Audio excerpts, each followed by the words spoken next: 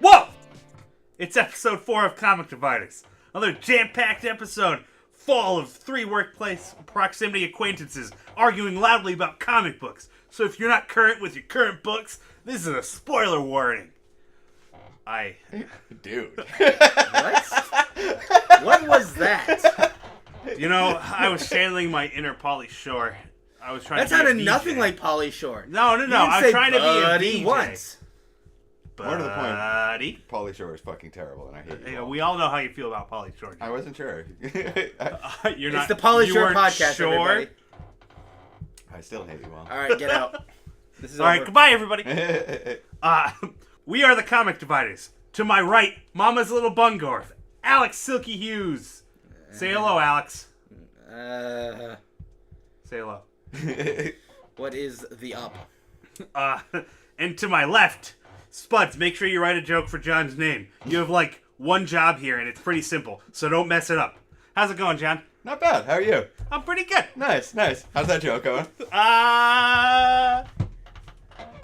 Anyways. This week we're talking. No. I have to ask you all what you did this week. Because I'll tell you what What we do every week. I'll tell you what Try to take over the world. Dun dun dun dun dun dun dun dun. I'll tell you what I did this week. I learned the fact that we are the Comics Dividers. And I didn't know that. If you're watching this at home or listening to this anywhere else, you'll notice there's an S after the word comic. I mean, to be fair, I also did not know. Yeah, but that John, we were you've the never Comics actually Dividers. listened to this podcast. No. You've been in the podcast, so you don't need to listen to it again. But I mean, I still feel like I should be, like appraised of when things are plural or not. That's what I thought it was when you guys we'll be the Comics Dividers, and that's all I heard was Comics Dividers. Yeah. Hey, What's man. a Comics Dividers? I mean, Comics it's like a comic dividers. divider, except there are more of them, obviously. You're Yeah. dividing multiple comics. No. We're the dividers, and these are the multiple comics we're dividing. It's a divider for comic books. Comic book divider. You're not dividing one comic. You're dividing multiple comics. More to the point, comics... It's a divider, like a specific kind of comic. Comic books is like a comic refers to the books, so like it modifies that collective noun or that plural noun. Comics by itself is singular, so it works really both ways. Like neither of these are specifically like linguistically right or wrong. John's dad was an English teacher, so And a damn good one. thanks for the lesson, John. I left school for a reason. I mean, well now you're Because here. they kicked me out when I turned 18. What was I going to say about that? I was going to make a joke. Oh, right. I was going to apologize to all the listeners at home who I wrote down Comic Dividers for. Congratulations on never having found this, even though I steered you wrong. So I'm sorry. And if I gave you the link, you got it correct the first time. And for those of you who got it correct the first time, I appreciate it. I mean, I just pasted the link that Alex gave me, so Exactly, it's That was- easy. You that just was copy what I paste did. what I put out. That's how you do things. So Well, John, theoretically, mine was right. I always assumed that that the only reason you're here is because it was just an excuse to talk about comic books, and you could care less if there was a microphone. I mean, or to not. be fair, like the What odds other are. reasons are there to do podcasts? A microphone. It's not a reason. That's just an excuse. The viewers at home need to hear my lovely, lovely voice. Yeah, I they mean, to be don't. fair, I would have been having this conversation regardless, like about all of these comics, regardless to like anyone who would listen. Yeah, but hey, it'd be I like, know. I People- worked with you, John. People who would just walk by off the street, like I'd be talking about fucking Spider-Man 800. Have you like, heard the word of Spider-Man? dude? With great power. You know the rest. I'm gonna make like Marvel Studios and not finish that, and just allude to it. Oh, all right. Like movies. You didn't allude to it. You said, and you know the rest. Yeah. That's not alluding. Anyways, That's just using everyone's former knowledge. So this week the big four are Spider-Man 800, Amazing Going down Spider-Man swinging. 800. the Amazing Spider-Man 800, Dan Slott's last issue, right? Second to last. He's got Second to last. He's got an 801 epilogue coming up after. course But it is. yes, this is like his swan song. I'd assume the 801 is going to be a bunch of writers and a bunch of people and like some stuff and, And a Dan couple Slott other will be things. drawn in. We're like, thanks guys, thanks for the memories. Yeah, and While like that an song plays in the extra background and an in extra the 10 comic form. pages of like pictures of Dan Slott and like people that Dan Slott knows, being like, that was a thumbs up for you out there on Radio Man with a fake smile. with a very fake smile. And then after that is Barrier. All Brian- of Barrier, all 'cause of it's it. fantastic. All of it. The Brian K. Vaughan Sideways novel. Joint. A Brian K. Vaughan joint. And then it's Super Sons Dino Mutt. And then lastly, we're talking about Doomsday Clock. Because That's right. it actually came out. Yes, There's an it issue of exists. Doomsday Clock on the stand. Are you sure? Dear sweet baby Jesus, it came out. You know, I never thought that I would want a Doomsday Clock to tick on. Like, that seems... Like anxiously awaiting the Yeah, yeah. Doomsday Clock to go faster. Oh, thank God, it ticked one number forward. This is exactly what I wanted. Seriously, in an ideal world, like the Doomsday Clock would go a little faster. Also, I'm lying. I'm a nihilist. I always pray that the Doomsday Clock ticks forward. But I digress. You don't look a thing like a nihilist. Fantastic Four villain, big green face. I know the one, John. I'm just trying to decide how you don't see the resemblance. I mean, he's right. If you squint a little bit, and then you take a green marker and color in his face. Yeah, I he mean, I looks guess the highlighter. almost nothing you like do a wear nihilist. a lot of you do wear a lot of purple. Yeah. Also, side note, Fantastic Four in just 1 month. 1 month now. Oh, the Return of the Son of Fantastic Four, Future Foundation. Also, like you saw that teaser image with Valeria and Franklin rocking the Future Foundation, like Yes. in the Fantastic Four circle. Yes. Good God. Did you see all the variant covers? Yeah. I want all the ones with She-Hulk. Oh, really? It's a Marvel that seems variant. so out of character. It's for a you. Marvel variant. No one's ever gonna see the Marvel variants except people like Midtown Comics in New Also, York. I hate who order 8 billion comics. I hate of the one J. issue. Scott Campbell cover. The one where it's like Invisible Woman has the 4 but with the boob window. Which looks so stupid. I mean, that's and the thing 90s is one, Bane. isn't it? Yeah, the thing has like the like bucket head. He's got like the full Judge Red helmet, like, not just the cowl helmet. Like it actually goes all the way down. Yeah, it's not good. Yeah, no. I mean, yes, but that is a thing that happened in the Fantastic Four. I know, John. They were like, I you know was what, talking about this Fantastic I book hate Four. talking about the 90s. This book needs boob windows. And I say also that. Bane. And I say that having just made a VJ joke earlier. He did make a VJ joke. Anyways, let's move on. Yeah, so Spider-Man 800. First up, we have Amazing Spider-Man number 800, the conclusion, the Going Down Swinging, by Sugar. Dan Slott, No.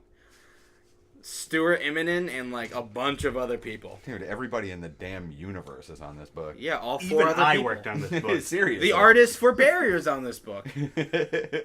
Wow. Good for him. Or her. If you haven't been keeping up with the Going Down Swinging arc, essentially Norman Osborn is back. And nobody cares. I mean, Nobody cares. The only reason anyone gives any crap about this story is because Norman Osborn loses his mind and bonds with the Carnage symbiote, becoming like the impossible, impervious Red Goblin, who's just going like, "I'll kill Peter Parker's family," while also being like, "I'll kill my own family." And Yeah, it's he weird. really does go after the family pretty hard. Yeah, Basically. all families, every family, even all of New York, all Yeah. at once. Yeah. Basically, it's like slightly cooler the Joker, I guess, only because he's got a glider mixed with everything I hate about the 90s. It ties back. So, like, I was never one of those people that was into Carnage really at all. Like, Venom, I That's like why any you of the have my symbiotes. respect. Venom, I at least, like, understood the premise of it, and there was, like, a lot of interesting stuff that happened during, like, the Eric Larson era.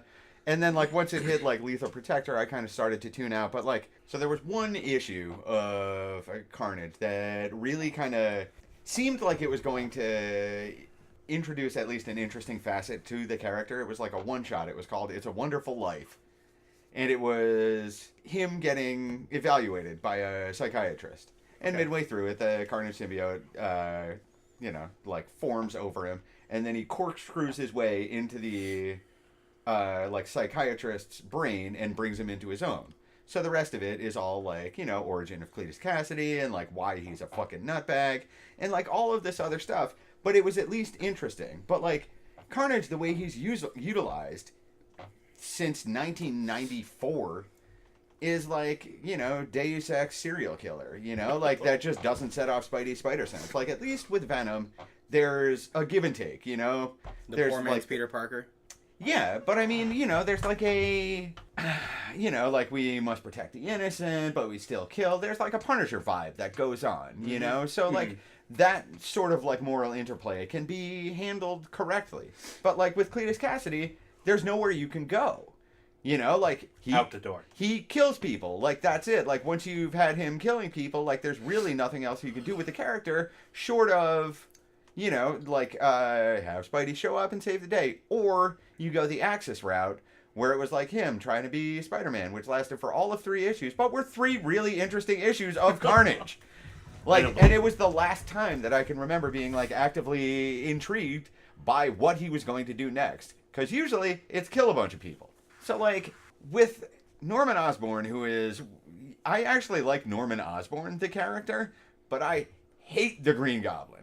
Like, the Green Goblin is, like, the default villain for every Spider-Man's, like, writer, artist, everybody's. Dude, that's what I'm saying. It's just, he's just the Joker, but with a cooler jetpack glider. You are, yeah, actually, that's a He pretty, even does the fucking stupid laugh. Yeah, that's pretty apt description, to be honest. Yeah. Like, he just gets, and he ends up being shoehorned into every writer's, like, swan song, or, like, masterstroke, or whatever, solely because he hucked Gwen Stacy off a bridge. Like, that's it. And they reference it, like, what, 3-4 times in this issue? They reference it 3-4 times every time he shows up. It's Like, just anytime Spidey walks across somebody with blonde hair, he's like, oh, my ex-girlfriend Gwen Stacy back in the 70s, Washington Bridge, snap neck, here we go again. It's just And then like every Spider-Gwen's time just sitting Joker's there in an around, alternate he's like, universe. hey, remember that one time when I did weird stuff with your friend? Well, I remember that one time I crowbarred Robin to death. Like, it's literally the exact same thing. You know, like, the two characters are, like, on parallel lines in different universes. That being said, this arc is pretty good. It's good. Even though it is a combination of characters that I find, like, habitually boring. But, like, at the very least, like, it showcases Spidey doing what Spidey's really good at, which is, like, webbing around New York, finding his friends, and, like, punching a couple of guys. So that's actually my problem with Dan Slott Spider-Man. This goes all the way back to Spider Island. Because, All right. So every, like, major important thing that happens in Spider-Man, Yeah. including a couple issues of Superior, which I didn't care for, but not all of them, which is why I like Superior. Superior is the best Spider-Man that's ever existed, everybody. All right, moving on. It's a Superior Spider-Man, literally. But You anyway, say this while 2099 exists? yes, I do. Anyway, Anyway, especially this current 2099, Ugh, man. we're not talking about that. We're talking about 90s Peter So- David when he had his act together. so every time I read a Dan Slott Spider book, it always feels like Spider-Man is in this place fighting a bad guy. And then all of a sudden Spider-Man just is over here at this other place. But like they're in New York, which is this super populated place. But every time it just feels like Spider-Man is isolated in all these places with just the bad guy and the one person that he's trying to save. Like, it doesn't feel populated. In Spider Island, it was this whole big situation where everybody in Manhattan was turning into spider people, and, like, he just kept zipping along perfectly fine, just monologuing. I don't know. I mean, I feel like this arc especially, like, since the, like, Dinner with Andre Jameson reveal in Spectacular Spider-Man, which was expertly done, and I do not say that about Chip Zdarsky anything very often. What But, about like, the Thing? really. We had that whole conversation about his thing. We're not talking about Chip Zdarsky's thing. We're talking about Chip Zdarsky's writing. Like, when he writes The Thing. When he writes Spider-Man. I mean, honestly, usually when he writes anything, when he writes Howard, when he wrote fucking Captara, that travesty of a, like, sci-fi book, like, Chip Zdarsky, I love penciling, but, like, I find him lacking as a writer, usually. However, Peter Parker's Spider-Man, or Peter Parker's Spectacular Spider-Man, has been the most Spider-Man book of the past 10 years. Like, it's fantastic. And the scene where it seems like a very odd choice for Marvel to be like, yeah, all right, Chip Zdarsky, like, why don't you have the scene where Peter Parker reveals his identity to Jameson?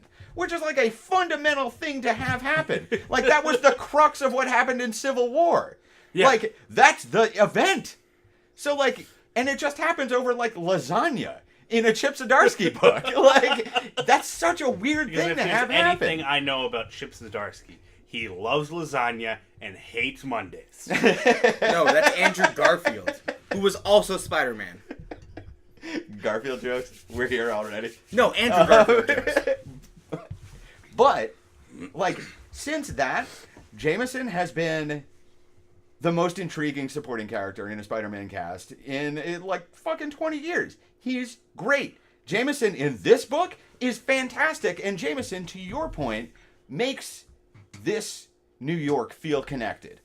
You know, he's sitting there on his couch with like all these fucking files from his Daily Bugle days, personally solves the fact that like because Eddie Brock was a bootleg Peter Parker, like Venom, who He is a was bootleg also- Spider-Man, is running the same Peter Yeah. Parker scam at a different, like, what a fantastic event. Like, that's a great, great scene. And it connects Spider-Man to this world. You know what I mean? Well, no. I totally agree. Because like right after that point, like he goes to Times Square and fights all those. Fights Carnage. What Red Goblin. Red Goblin. This is the only issue of this I've read. I'm not gonna lie. I don't care about Dan Slott Spider-Man. The Uh, entire arc Dan was Slott really good. Spider-Man I like has had some really standout events in it. The Gauntlet was all his, like, mean, and it when you was have absolutely 20 spectacular. when you have 20 years of like writing something, you have to at least have some good stories. Oh, you mean like Brian Michael Bendis' Iron Man 600, which was also spectacular for those of you at home. or Superior Spider-Man. Superior Spider-Man, like, let's all be honest, like, Superior Spider-Man was fantastic because it was a villain being Spider-Man, you know? Like, because it wasn't Peter Parker, because it wasn't the same person that we've seen for the past, 75 years, Yep. and he knocked it out of the park, you know? Like, that entire arc was built on, a hook, basically. Like, wow, look, Ock is in Peter Parker's body. Isn't that weird? And then he turned it into like a 3-year-long run that was absolutely amazing. It And is then he the comes most back. comic booky thing I can think of. Oh no, my supervillain brain switched with me. That's like It's true. It's true. fist fighting on top of a giant clock, like comic book campy, and I love Which it. they also do in this book, I think. Yo. I think there's a clock fist A few fight times. somewhere, yeah. Oh, they go to Times Square, right? There's got to But be clocks also, there, like, right? It's the- called Times Square. The Boo. crux of, or like the actual like fulcrum of this arc, when Jameson draws down on like the bruised and bloody. I mean, also Peter Parker wears the Venom costume again. Look at Yep. that! Hooray. Isn't it super Exciting. awesome? Eddie Brock's, like, gives it to him. It looks cool. He's got the web pits and stuff, and that's pretty awesome. I like but, the eyes that come off of the head. Yeah, but the best costume change, let's be honest, is the fact that Doc Ock shows up Oh my in his God. superior Oh my fucking God. octopus costume Oh my God. with a duster jacket. It's the best. It's so good. It's the best spider character costume of all time. It's so good. Because for me, it's Big Time and Future Foundation. Those are my two favorites. Future Foundation is great. Big I like- Time? That seems strange to It's me. bright neon colors Yeah. that change. Yeah. And like two colors. It's great. Dude, the Scarlet Spider version of the Big Time costume, which is who Kane Parker, like Right. that's the suit that Kane Parker wears, the like fast fade invisibility. Like that's the Yeah. uniform he wears. So I like that one Oh. better, the Scarlet Spider version. Speaking of Scarlet Spider, that's right. That's my third one. 90s Extreme Scarlet Spider. With the Dude, the sleeveless hoodie? Absolutely. The Martha Stewart Spider-Man. If there's come the anything that fuck on. if there's anything that I love about the 90s, it's sleeveless hoodies. What a dumb concept that looks amazing on everyone. No, it doesn't. It looks amazing on absolutely nobody, Spider-Man included. But so it's the green Big Time, which is my favorite of the colors on the Big Time, plus Future Foundation, Future Plus- Foundation is great. a dope Dr. Octopus duster, plus the Superior Spider-Man tentacles. Technically, No, kind those of. are Doc Ock tentacles. Yeah, they're Doc Ock tentacles, but the Superior Spider-Man had tentacles. No, he had tendrils. He didn't have tentacles. He had like the spider things. Look, I know exactly what he had. I'm just tying it together in a neat little bow. No, so I it's- don't have to over-explain. It's a conglomeration Like of I am now. fantastic costume choice. No, it's super good, and the fact that he shows up to save Aunt May because he has like residual memories from being with Parker, and he's just like, I can't let anything happen to this dear, sweet woman. First off, He- it's Doc Ock, who almost married Aunt May anyway. Yep. So, like, like, their love story is long and intricate, but, like, Look, so, like, the he second had all of he those saw Aunt memories May, anyway. The die was cast. Yeah. But, like, so, aside from that, like, aside from, like, the rad costumes, of which there are many in this book, certainly. Anti-Venom. I mean, yeah, tactical anti-venom. Poor Flash Thompson. Rip. I'm so sad. I love Flash Thompson. Dude, I was so happy. The far I knew you were superior gonna be sad. Venom. Oh my god, he's so good at Venom. He makes me like Venom. He's easily the best Venom. Like, Hands down. the Secret Agent Venom run is absolutely spectacular. Like, Flash Thompson is an amazing character. Also, the Space Knight? Space Knight is alright. It also had I love that Panda costume Gladiators, yeah.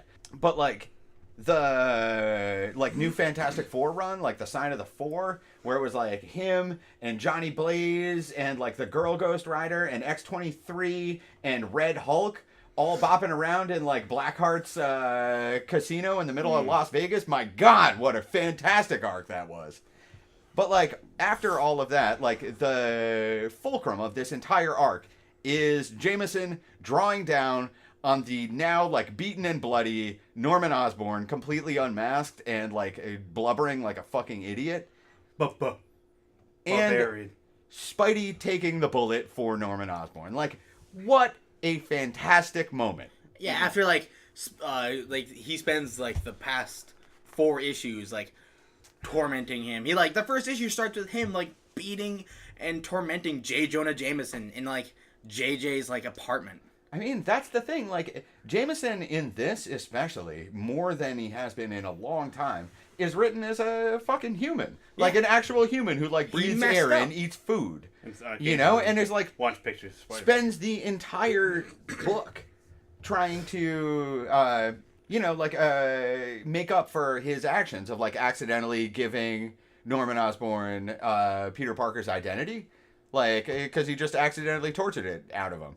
And like Jameson was like trying to give him shit back and like accidentally, like taciturnly revealed that Norman Osborn threw Spider-Man's ex-girlfriend off the Washington Bridge. And he was like, oh, now I'm going to kill his family. So like the rest of this arc has been Jameson trying to make up for it. And he brings in like Spider Slayers and fucking Venom and like all of this other stuff, just like throws the entire book at the wall. And, like, calls in all these favors. Like, Jameson is the reason why this story is as successful as it is. And then we have to end on the Flash funeral, which is written by the person who... which is penciled by the person who penciled our second book. Which is sad and interesting and kind of a poor send-off for... Secret Agent Venom, like he deserved much such more a great fanfare. character. I mean, also he did, he came out as the hero. Like there is a reason why Peter Parker looks up to it. You know what I mean? Like he had a hero story, and like Flash Thompson had some insane character development over the past like 30 years. Since the Secret Agent Venom stuff, like all the stuff came out about his father and like his struggle with alcoholism and like all this other stuff. Like he had a spectacular history, and then. After all the, like, goodbye Dan Slott, we're gonna miss you letters pages, you get a Marvel post-credits scene. So you stayed after the credits. Smart move. Right? That's the title of it. Yeah, it very much is. Where Doc Ock gets a job at fucking Horizon Labs. With Anna Marconi, who is the, little person that Doc Ock had a crush on forever. And now Doc Ock looks like... I mean, technically they dated in a weird sense of the They word. were engaged, weren't they? Yeah. They were. They were engaged. Yeah. They very And much then, were. and like Dan Slott had to end the run really quickly because he was getting death threats, and then just like shoehorned in a breakup, and then just like went in, and it was hard.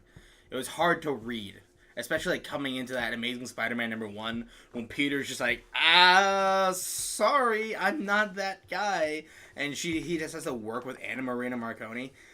And she's just trying to hold it Who is together. a really, actually interesting character. I like her. Marconi is interesting, and now she's building living brain bots, which surely nothing horrible will come out of that.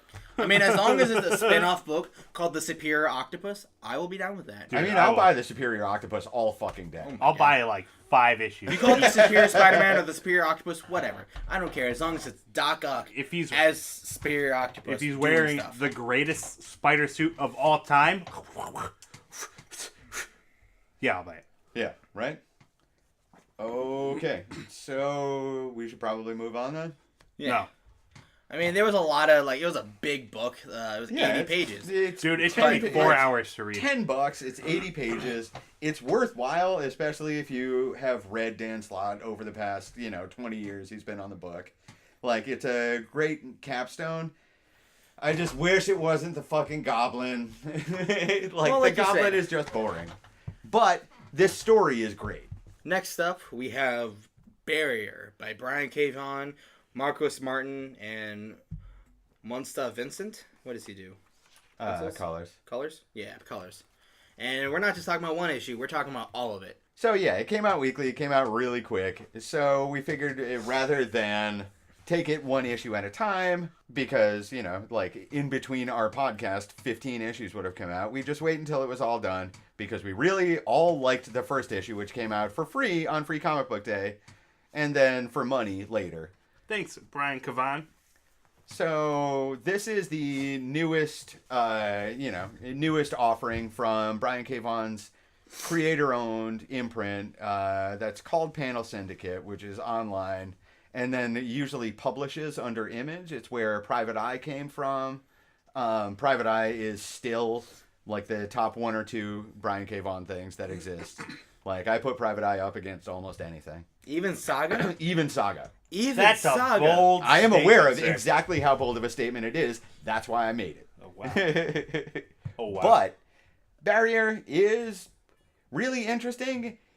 I feel like it would be a lot more engrossing if I knew anywhere more than like the elementary school Spanish than I actually have. I think that's the point. I don't disagree. Is because it's barrier, and that's the language barrier. And by I don't know, I guess by being not bilingual, you're missing on parts of life, Because to me, the thing that makes America so awesome, Hot dogs. hot dogs. I guess technically you could use hot dogs as an example. Because a hot dog Please don't use hot dogs. is just a as an whole example. bunch of stuff mushed together that you don't think would go great together, right? When you think about it, rat tails, entrails, seagulls, Boo. and then you put it all together, and a hot dog is one beautiful, delicious sausage that you don't want to think about while you're eating because it's amazing. And Fair that's enough. America. Because what makes America so amazing is food Okay. and the people Okay. that make the All right. food. Okay, That's where I all was right, going. The fact that America is just all these different cultures coming together and sharing food, right? All right. Because Are we talking about a book? no, I'm talking about food, bro. I think we'll get to that later No, on no, our I'm food-based getting to my podcast. point. Gordon Ramsay, please judge us. I'm getting to my point here, all right? Okay. All right? So, when you take, a pizza, right? That's Italian-American, right? I say Italian-American. Fight me, Italians. And you throw seafood on there, it's delicious. Italians don't think it is? Guess what? America, boom, baby. We got seafood on our pizza. That's right. We have Korean tacos. Boom. This is America, baby. Food. What does any of this have to do with Barrier? I'm so hungry. You just ate.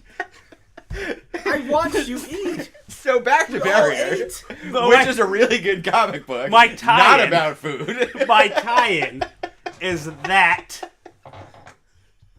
Thai food mixed. All right, I don't have a no, joke there. No, you're done. You're done. You're So- done. John, talk about Barrier. No. So basically, there's a line in this book, right? Let's find it real quick. That part where he beats that man to death with a pot of beans. Yeah. See, food ties in all together. No, it doesn't.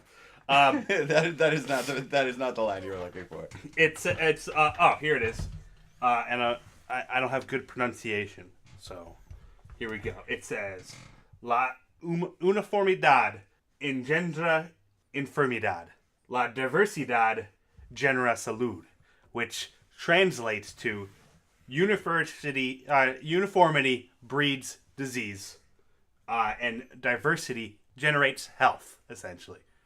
Or at least that's the direct translation that Google Translate told me. Because I read most of this book with Google Translate. Which is fine. Yeah. I used the cheater way, but Cliff Notes, A for effort.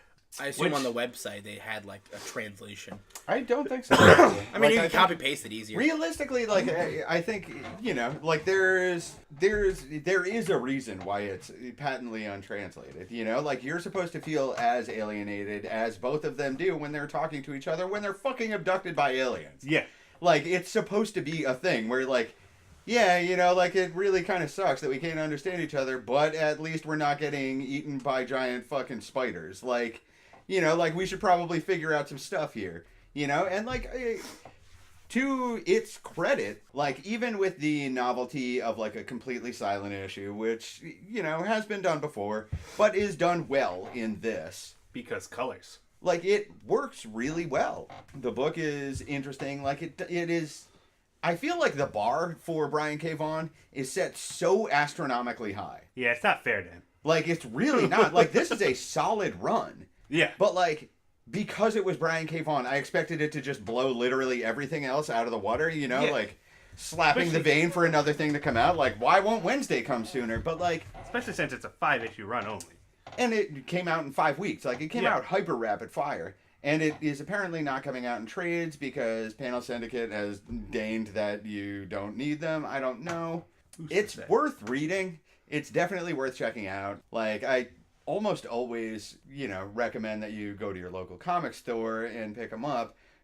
But as it stands, I don't know if it's going to hit second printing, or I don't know what Panel Syndicate's doing, or if they're trying to drive, people to their site. So, you may end up having to go to Panel Syndicate to check it out.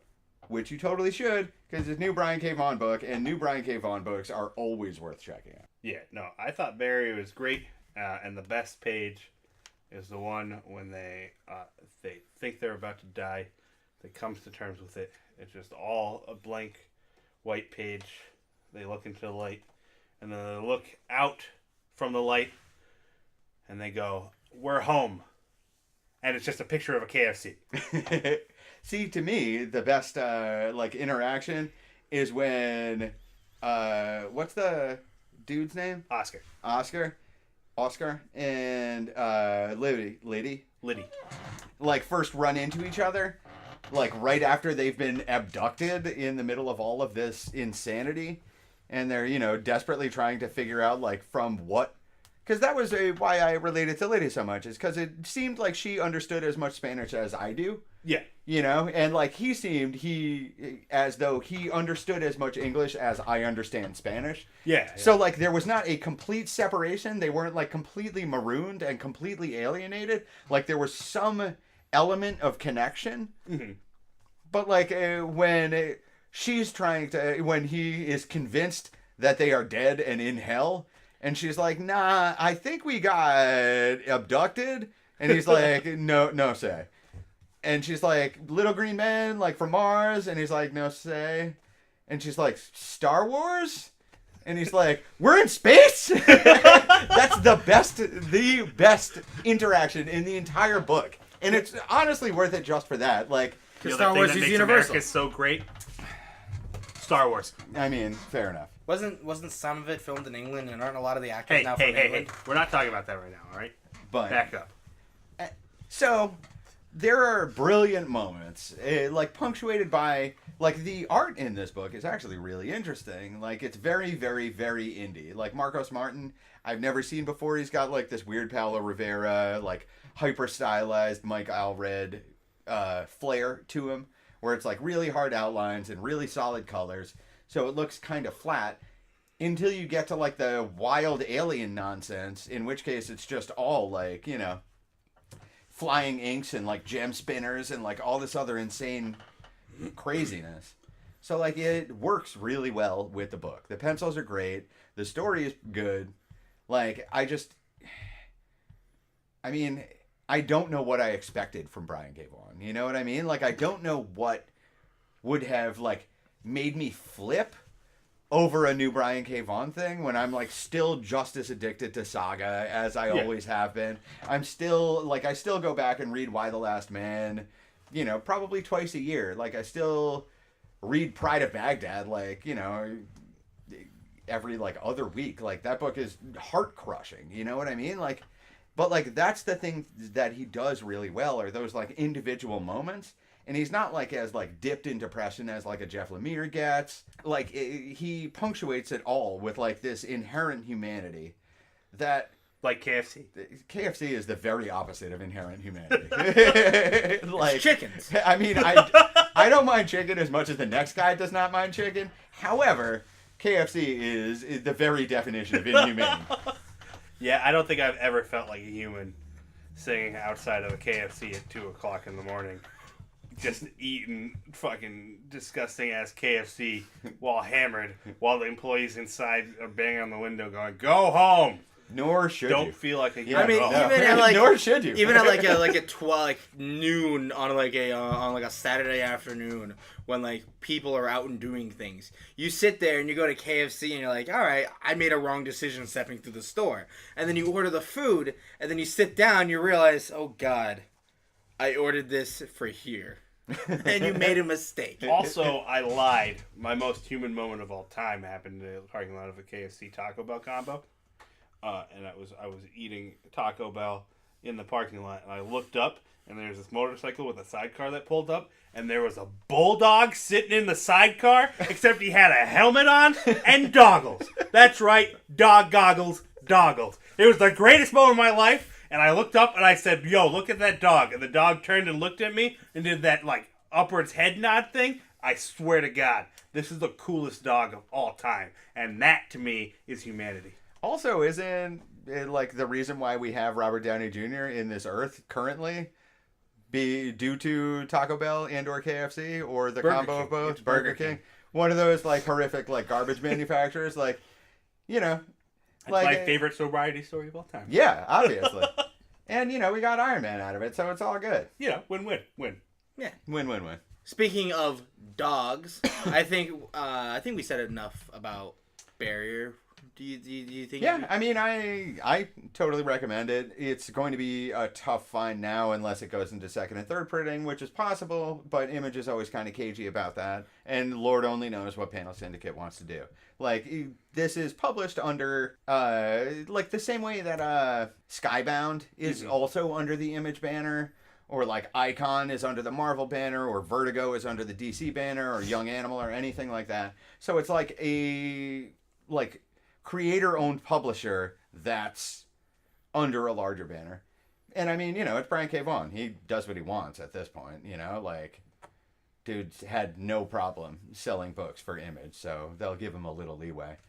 But I totally recommend reading it. More to the point, I totally recommend reading literally anything until Brian K. Vaughan. Like, until, like, if I ever run into a Brian K. Vaughan book that I actively do not recommend, like, I will let you know then. But assume that every single thing that's been written by Brian K. Vaughan from the dawn of time until this podcast right here is totally worth reading. If you see his name on it, pick it up and read it right now. I assume at least one essay in high school. He really just, like, phoned it in. I'll read Gotta it. be. I We still gotta- read it. I gotta find it. I gotta find his high school English teacher and just, like, ask. Nah, man. Like, I have a sneaking suspicion that, like, even his creative writing in, like, you know, in, like, free period and grammar school. The is, like, teacher's just, like, brought to tears, like, "Brian, why'd you do this?" He's like, "What are you talking about? I just winged it." seriously, just- like, I don't know. they're how he just like- talks. Where's I'm he just from? trying They're to just like impress openly girls. weeping about it and everything. But yeah. So I was gonna use dogs as a segue into our next book, but our next book is a Hanna-Barbera DC crossover, Super Sons Dynomutt. Dynamite. That's right. Somehow this made it into the top 4 most important books. No, it's not the past important 2 books. weeks. It's noteworthy. They are noteworthy books. Noteworthy and And that- important sound like two very similar synonyms. No. Important doesn't. Important indicates that it's like good and people need to read it. It is noteworthy. good, and people need to read it. I know, but noteworthy it I means don't that like, think hey, important means something good. happened in this book, and we need to talk about it. Because the knowledge about knowing that AIDS is dangerous is important, but AIDS is not good. That's right. It only took us 4 episodes to talk about AIDS. Dude. This is a very special episode, John. Okay, Thanks yeah. for the heroin, Benjamin Percy. We're cutting this all out. So, Super Sons Dynamite.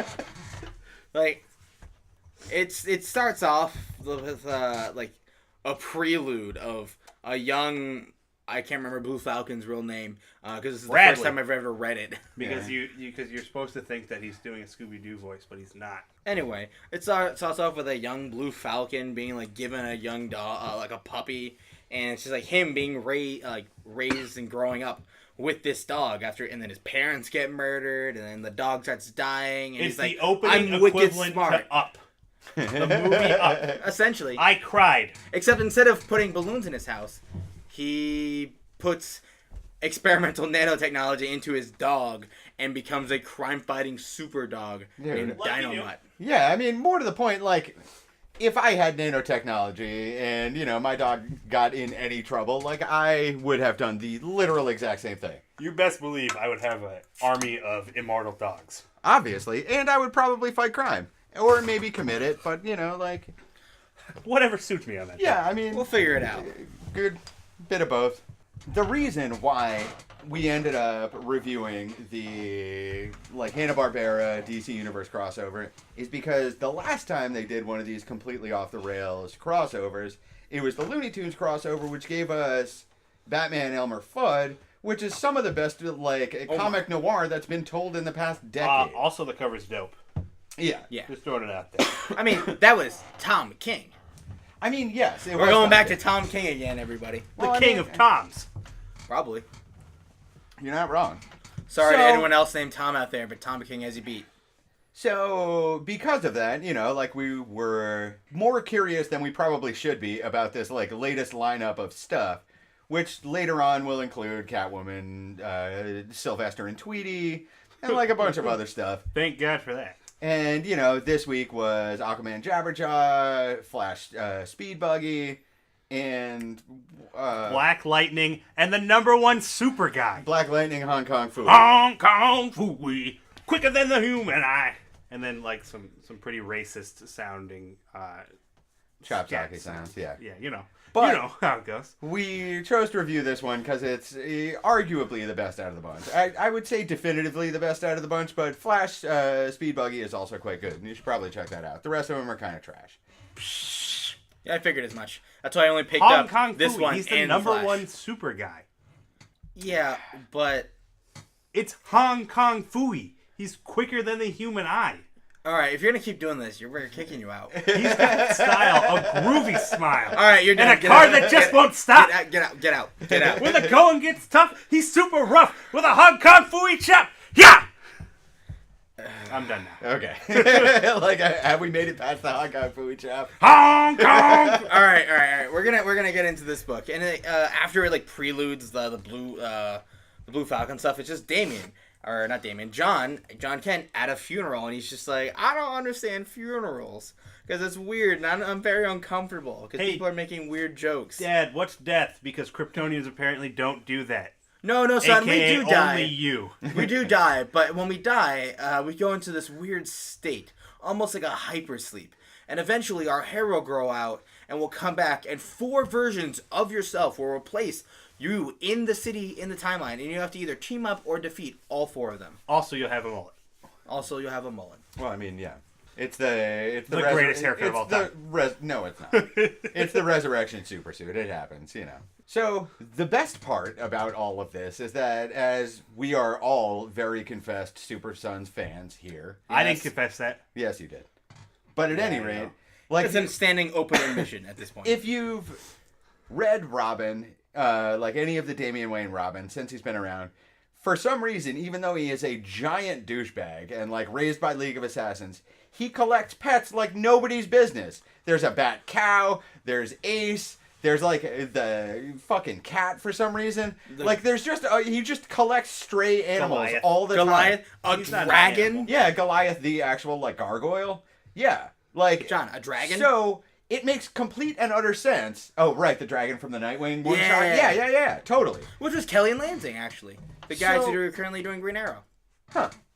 Who also wrote Joyride, I found out. Oh, neat. Yeah. That's a good which is book. really cool, which now makes me like him even better.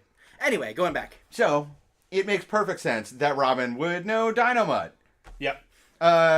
Like, you know, super powered dog superhero. Yeah. Obviously, because he just hangs out with a bunch of weird pets all the time. Yeah, because Batman and Blue Falcon are like old friends, and then of course Damien just is immediately best friends with this dog. Yeah, Also, I they mean, mentioned also, Justice League International. yeah, I mean, also Batman and Blue Falcon are like part of the, you know, like Oh. super old, super rich, like never getting any older than 30 white superheroes From club. Big City. What a creative name for a city. No, it wasn't JLI. They talk about Batman Inc. because you see That's what I meant to you say. see Yeah, Knight, Batman Batman. you Incorporated. see Yeah. Knight, and you Wait, see did I all say the rest. Justice League Yeah. International? You said Justice League International, but you meant JLI. Or not JLI. You said JLI. No. See, this is right here. Here's the Look, page. as long I as you think don't it's go Batman back Inc. and Like, there's check Orphan. me, I'm definitely right. I There's think, Bat Cow and Dynamite. I think it's the Azrael. Batman of Many Nations, not necessarily Batman Incorporated. Oh yeah, that was the name of the thing, the Batman of Many Nations. Because this is when, like, it's weird that they gave him the, like, yellow outline bat insignia, because this is obviously an Alex Ross version. I don't know. It's super strange. it's weird, but we're not talking about Batman. Batman doesn't matter. Batman's off doing his own thing, and so the kids are The kids are out now. Hey, We're talking about Is the this kids. canon? Yes. No. Not at all. None of these. No, it's I- canon.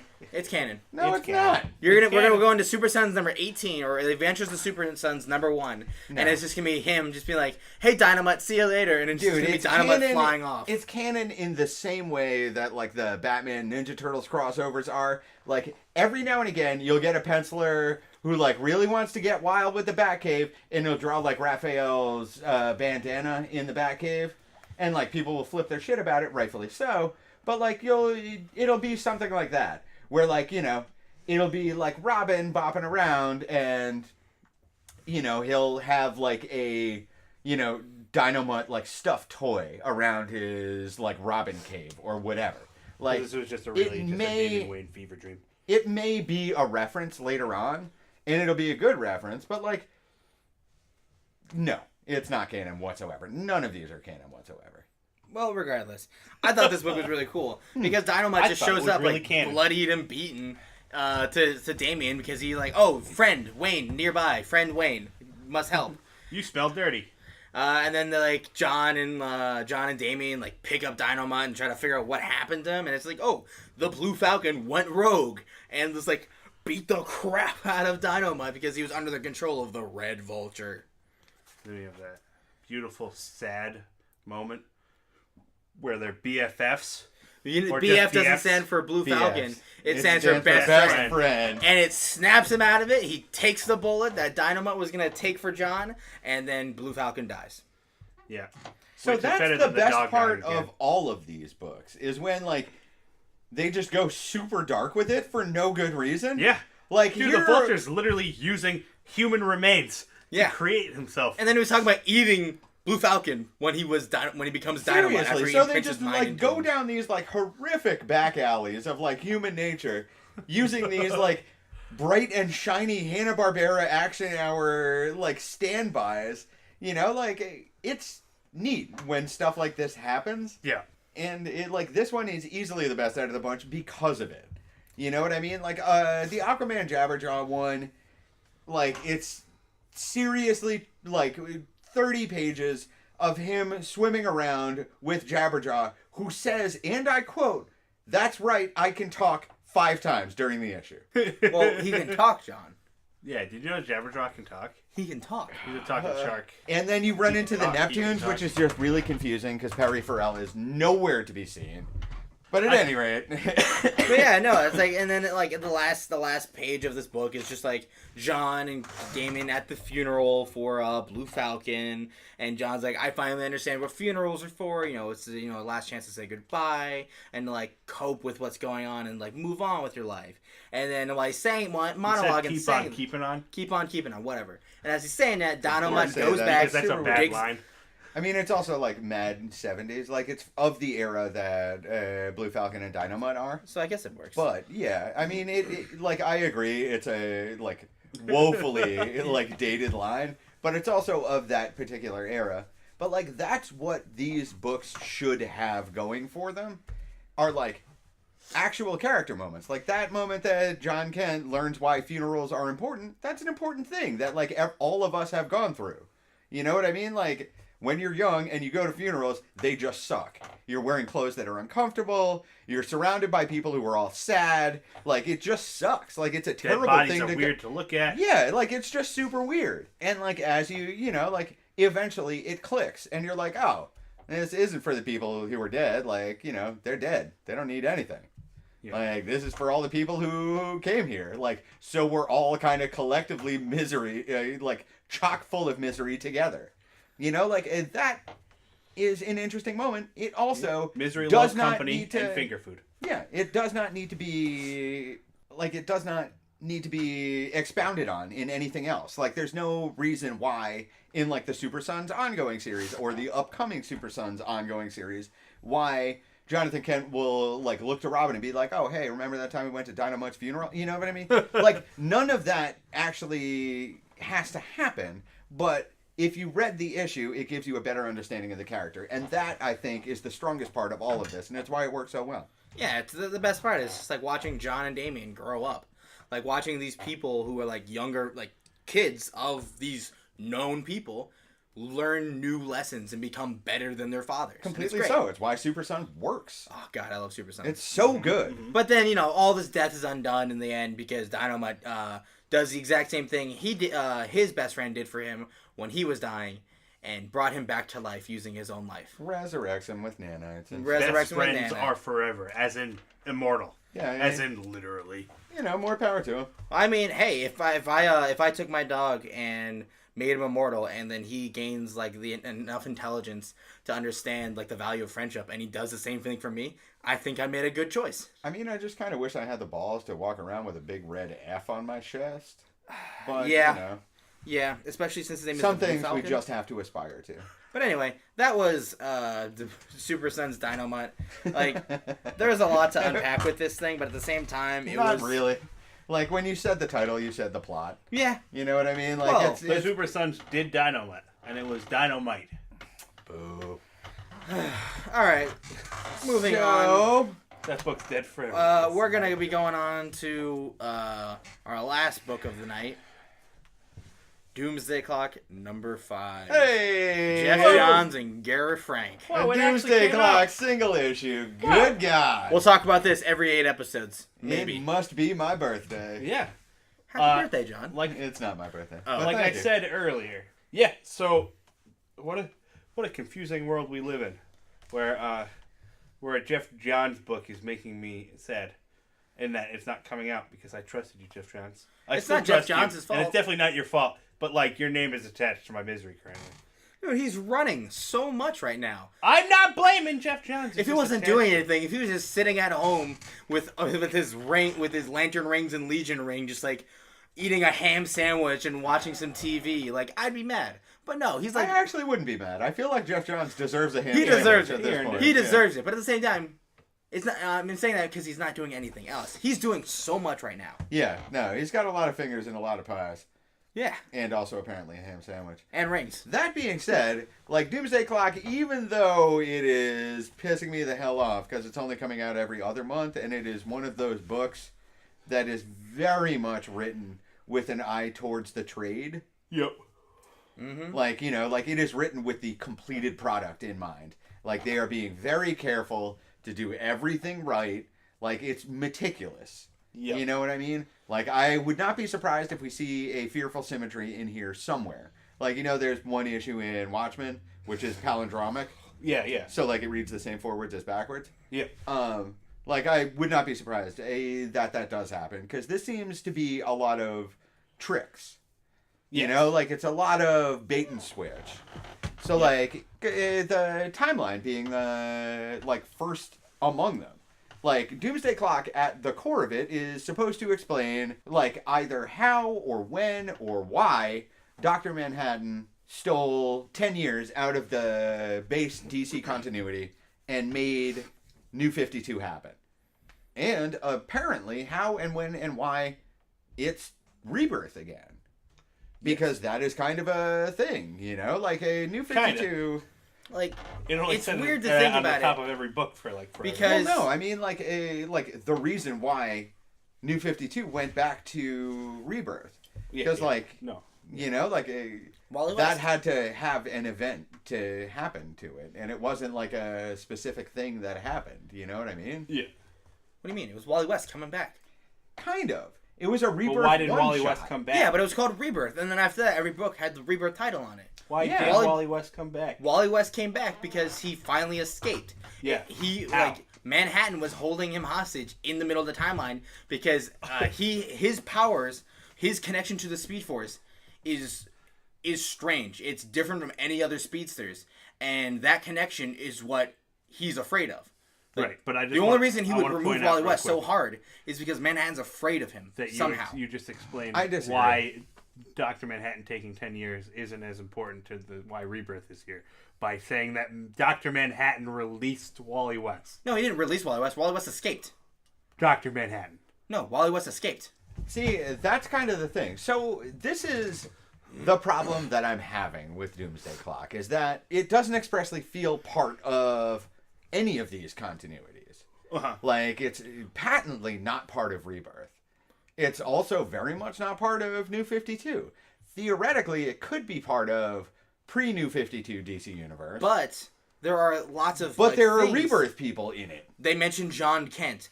Keenan Kong, the Superman of China, is there. What else? What else was Rebirth stuff? There's Johnny Thunder. Like when Johnny Thunder's not Rebirth. Well, no, but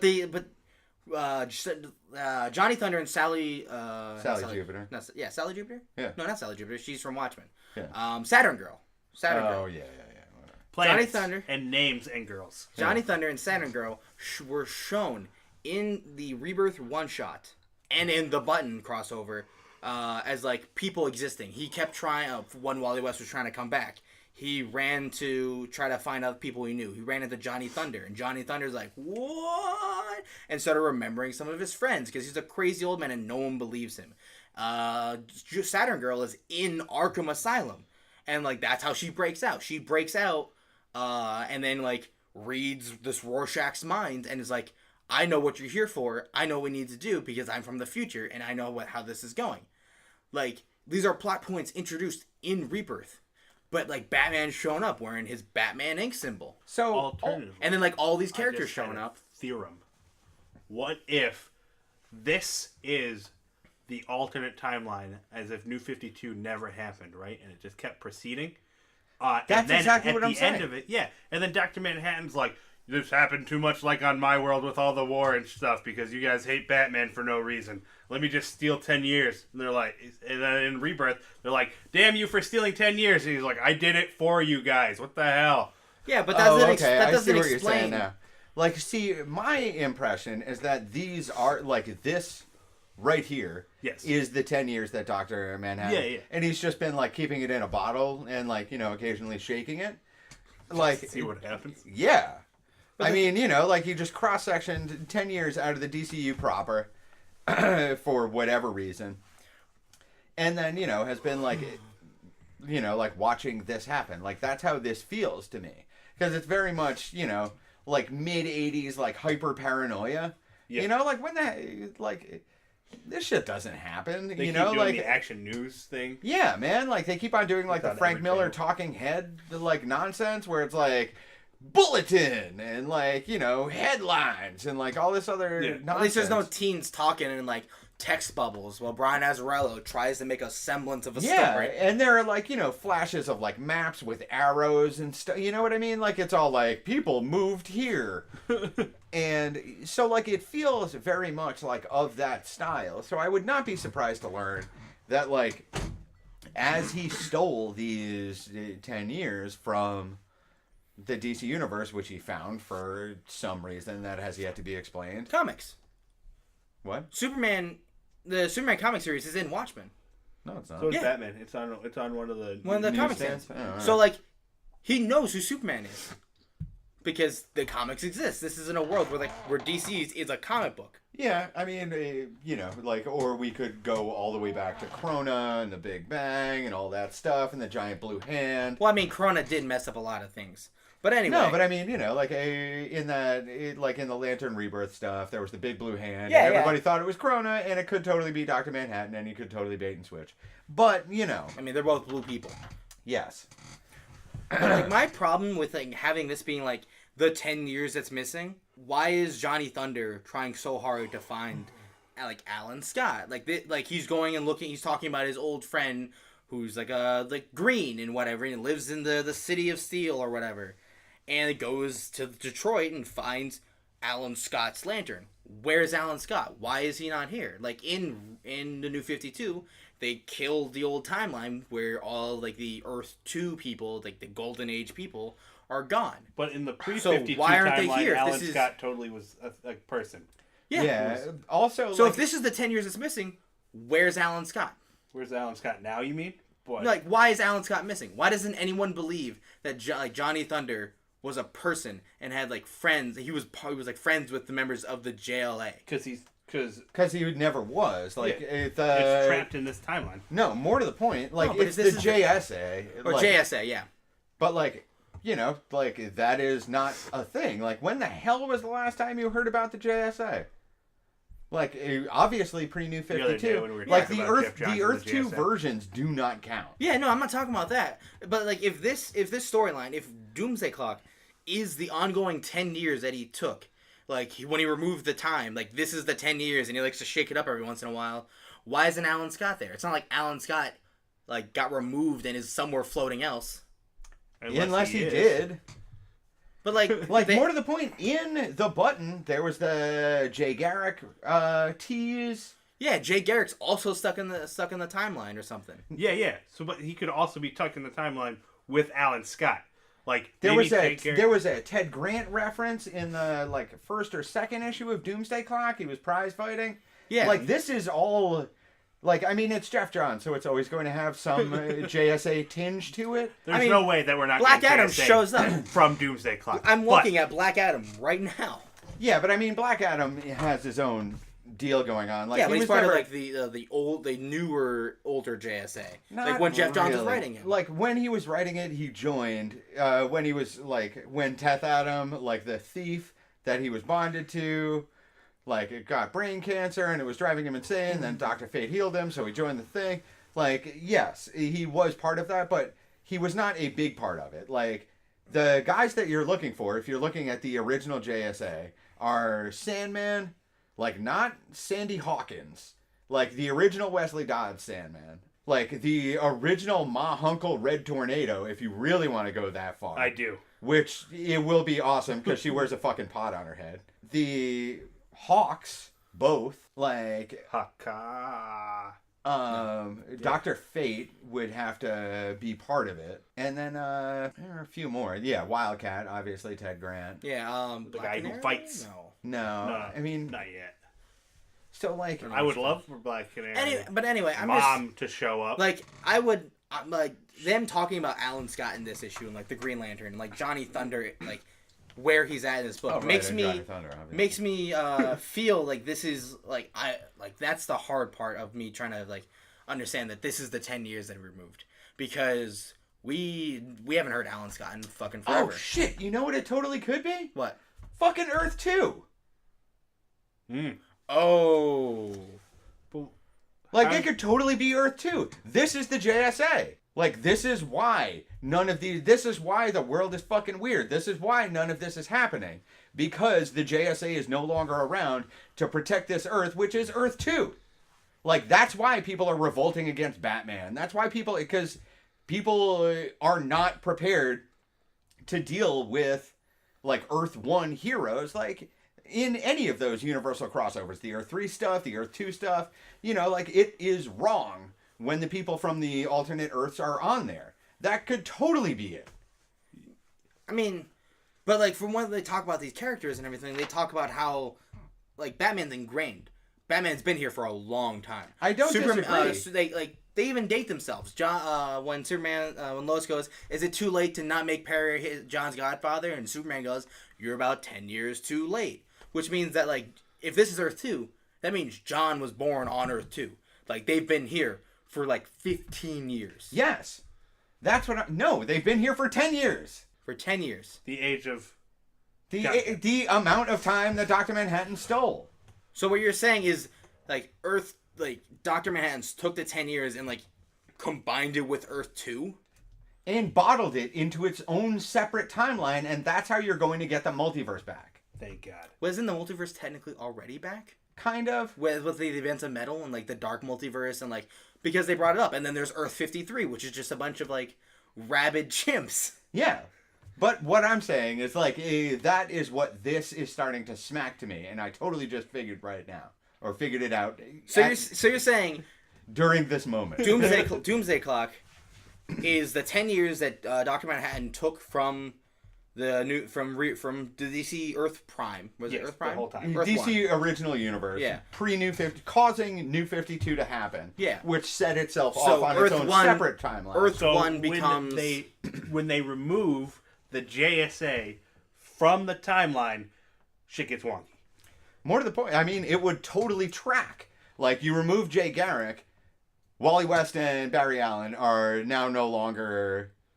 like, Wally West is just vapor. Mm-hmm. Like, Barry Allen is now the only Flash, and, like, he does not go out of his way to save Jay Garrick or the rest of the Crisis on Infinite Earths crew, which means he doesn't run himself into fucking extinction. So, like, all of those things don't have to happen because the JSA is not there. Hippolyta's, like, not bopping around. Like, Ted Grant never taught Batman the right cross. You know what I mean? Like, all of these things really kind of start to bat around. Because you're talking about Batman. Yeah. Do you think this is just an allegory for how Jeff Johns felt when they removed JSA? Because how much he loved it, and he's like, nothing is right in my world. I'm gonna write a book about A it. giant revenge tale? I would totally be all about it. Like, I just want you to know, Jeff Johns, I see you. Me too, man. Me too. They just like threw him the presidential ring of DC, and he's like, now's my time. And he was like, what do My I got? time for revenge. Seriously, what do I got? Watchmen? All right. But You're done, son.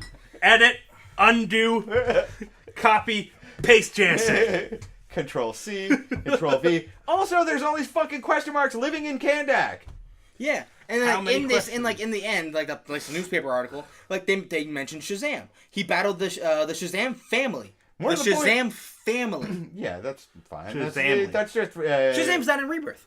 Shazam was in New 52 and like a backgrounder written by these two guys, and Has he not been? no, And it was Shazam- just Billy Batson, no family. Yeah. I think No, they that's might not have true. no, had no, He the had kids. he had his adopted family. Yeah. There were like even He's- the tiger was around. Yeah. Yeah, he He had to spread give his, it to everybody so Yeah, they yeah. could fist fight people. Blah blah Yeah, blah. yeah, yeah. I remember. Never, ignore me. Yeah. but like this talks about Shazam and the Shazam family, not the Captain Marvel family. Shazamly. Yeah, whatever. But I then mean, you come up with the Great 20, the new Superman of China, and like when they're listing the people who are on this team, they're the accomplished perfect physician, Batman, August General and Iron, Wonder Woman, like. No, Accomplished Perfect Physician was part of the Great 10. Like that was Yeah. a Grant Morrison creation. I know, but I'm saying like and it's the Great Flash, 10. Like all of those are like the current Justice League of China. So Batman, the Flash, like all of those guys, the Bat with a hyphen man, Yeah. and Super with a hyphen man, like all of those guys are Justice League of China. And the new Flash, who's been in like the actual regular Flash, Avery. and then like all the rest of them are the Great 10, except for apparently Egg Fu, which is not in there. Wonder Woman with a hyphen. But like Thundermind and like Accomplished Perfect Physician and August General in Iron, which is the best superhero name of all time. love Yeah. it. But what I'm saying here is that like in this like the meta-human arms race heats up at the end. they like give up blurbs of the different heroes, and when they get to China, they talk about the Great 20. It says the Great 20, and like Batman, Wonder Woman, and Kenan Kong. Like that is Kenan Kong Yeah. Superman. Yeah, with the like Tao, Yeah, like Superman symbol. but like he Which was is in dope. Yeah, Rebirth. that's great. So like, are you, like if this is the 10 years that's missing, why does Kenan Kong here? Why is this Justice League Because of China? ostensibly, Rebirth was supposed to be a return to what the original timeline was. That's why Superman's back. That's why, all of this stuff happens. So he was going to That's why happen no Wally matter West what, is here. regardless of rebirth events or Yes. not. So in this 10 years, he just happened sooner. Also, there's a whole mess of stuff in the back matter of this issue if you decide to get all Alan Moore with it and like conspiracy apparently they theory about what they refer to as the Superman theory, which is after Superman first appeared on the scene. It says right here. Yes, the government started, or the American government started the Department of Metahuman Affairs, which then created their own superheroes and then had them run stage battle as part of a training exercise, but they were all part of the same standing army. So like using them as living biological weapons, and like all of the times they knocked down a building in New York again, like that was all just like power testing. That was all people just being like, yeah, well, or we could just drop them on your country, so keep in line. And that's why there's that whole like power like breakdown of all the different superheroes in each country. And that's also why Black Adam's declaration of asylum is such a ridiculously ballsy move. Like, yeah, all right, come here. Like, sure, if you got like biological nukes, like if you got heat vision, if you can hack computers real well, I don't know, whatever. If nukes can walk and think on their own, you can come to Kondak. Dude, I mean, I love Black Adam. He's one of my favorite villains of all time. You? Like, I absolutely love him. But like, I didn't know that about you. and I absolutely love Jeff Johns' JSA run. Like, it is, in my personal opinion, like DC Universe, like at its level best, when it is just absolutely head over heels in love with its own history. And that is exactly what it is. Like, Jeff Johns' JSA run is like, it's like the bullet points of the DC Universe history, like for beginners.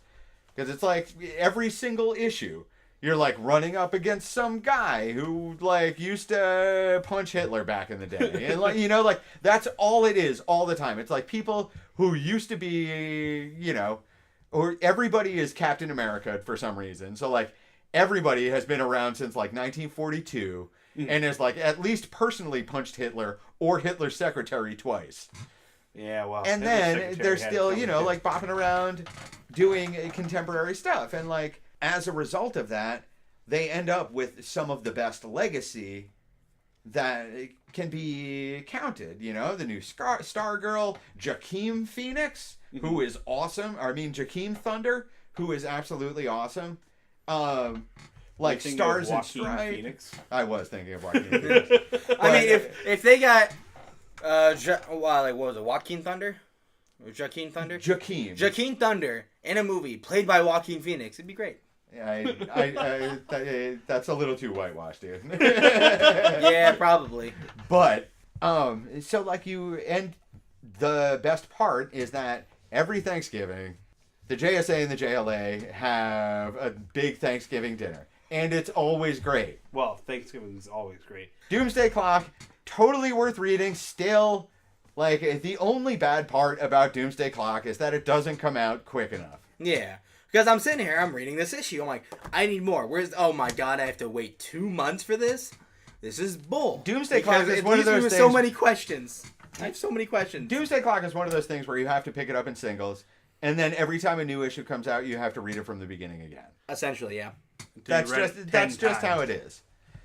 Like it's worth it, and the quality is there, and like I have absolutely no doubt that the payoff at the end will be absolutely immense because it's Jeff Johns and Gary Frank. Like you'd be hard pressed to find a better talent pool at DC. Period. Mm-hmm. Like regardless. So like yes, if you are listening to this podcast and have not picked up Doomsday Clock, like why? Did I do something to offend you? Yes. Oh, well. No. You should because pick it everyone up should be anyway. reading Doomsday Clock. All right. And that was our big Our noteworthy Great titles. 4. In reference to the Great 10 that we just did. And the Great 20. And the Great 20. And the Great 30. And General Augustine and Iron. We salute you, General. Anyway, moving on from our books, what's next, Buds? What are we doing next? Oh. So actually, instead of anything else, because I assume this is going to take forever and I'm wholly unprepared, Yeah, same. we actually have a listener request. Our first one. Requestron, if you will. All right. He requested that I ask this question of John.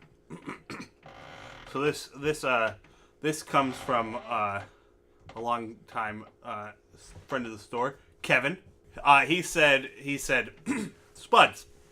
He messaged me. He said, "Don't forget to ask John about Crooked Little Vein and Injection. Thanks, Spuds." And I said, what he thinks about them, right? And he said, yes, please. And I said, what a wonderful way to not do anything for a half an hour. John, please tell us what you think about these 2 titles while I finish my dinner. The reason why Crooked Little Vein has not been mentioned in this podcast before, because I don't know if you guys are aware, but I actually quite like Warren Ellis. No. Oh. So, so Crooked Little Vein has not been mentioned here because it's not a comic book. It is a actual words book. Like, it is Boo! a prose novel. Boo! With a few pictures that occasionally pop up. But, Pictures are like, good. Who's it written by, John? it is written by Warren Ellis, oddly enough. What? So, I will talk about Injection, which is another Warren Ellis fucking book that is absolutely spectacular. So, I mean, also, before I get to that, Crooked Little Vein is quite great. You know, if you are into books without pictures, like, you should totally check it out. Boo! Buds will never read it, then. Yeah, but, you know, like, if you like books that are largely in comic form, which is largely what the podcast is about, Is it? Injection is totally worth checking out. It's about a bunch of really sassy British people. One of which is the, like, for lack of a better term, Sorcerer Supreme of Britain. Tim Hunter? Similar to Tim Hunter. But I mean, you know, it's in Image Books, so No Trench Coat Brigade? they play fast and loose with a lot of you know, archetypes. And because it's a Warren Ellis book, it's also like magic by way of super science. Because that is one of the recurring themes that he always does. Like, magic always ends up being science, eventually. Like, in some semblance. You know, it can be explained, like, through odd physical processes, but still, you know, things that happen. But Injection is about a bunch of people who get together to try and figure out, like, sorcerers' ways to basically save England. And everything immediately falls to crap. So this book takes place, you know, 10 or 15 years hence, when Which something... one's hence? Is that before or after? After. So 10 or 15 years after the event, Thank you. when everybody has been dispersed, and everyone has a drinking problem, More and so. everybody chain smokes cigarettes. More so. And, yeah. You know, like, it's... Warren Ellis writes characters that are basically me, which may explain why I like him so much. John, do you do those things? Not at all. So it's about people who have written a, for lack of a better term, virus into existence, but the virus takes place in the actual physical world. Vengex. We're getting the Power Rangers, everybody. So it's like warping like rules of physics and warping reality, and it's like gained sentience. So You mean like a computer virus, right? yes, Okay. or Because- like an actual Because, virus. John, I like- don't know if you know this, viruses exist in the real life as well. Not in like the ways that break physical planes of existence. I don't know. You clearly have never seen me come down with the flu. I mean, that's actually true. So it follows the lady who used to lead it as she, you know, like gets her over drinking, cigarette smoking ass out of bed, and like then has to like, you know, get the band back together. It's fantastic. Draws on a bunch of odd mythologies that he's drawn on in a lot of other books. His work for Avatar had a lot of it in it, especially Gravel, which was about a combat magician, which largely involved him basically making bullets for his gun that he shot people with that turned around corners and killed. Right, as you do. It was awesome. Gravel was fantastic. But I mean, it's really been great. Injection has been fun. It doesn't have the slow burn of Trees, but it has a vastly larger cast of characters, and everybody only really gets 2 issues tops. So you visit with this one person, and he's basically Sherlock Holmes, except really brutal, and people are he has figured out the fact that the cook has been replaced with somebody who's feeding him his assistant's arm. Normal shit. Yeah, it just oddball storytelling. It feels like it's all just a catch-all for little stories that he hasn't fully explored yet, or just has no place for. So it's basically a long-form short stories book. Yeah, That's interwoven. that Kinda. is exactly that is that is interwoven under the banner of a thing that can rewrite the laws of reality, so you can do, you can tell those stories, because it all has to do with this singular thing. And it's a lady who's figured out that Stonehenge is a portal to some stuff, and It already is. yeah, but that's what I'm saying, and it's what happens when the portal opens, and Bad then, stuff. it's Is it bad stuff or is it good stuff? No, it's the it's, Pandora. it's not great, yeah. Pandorica? So Angelica, but... No, that's a Doctor Who reference. For Oh my everyone. god, sit back down. I am sitting. So yeah, Injection is fantastic. I really quite like it.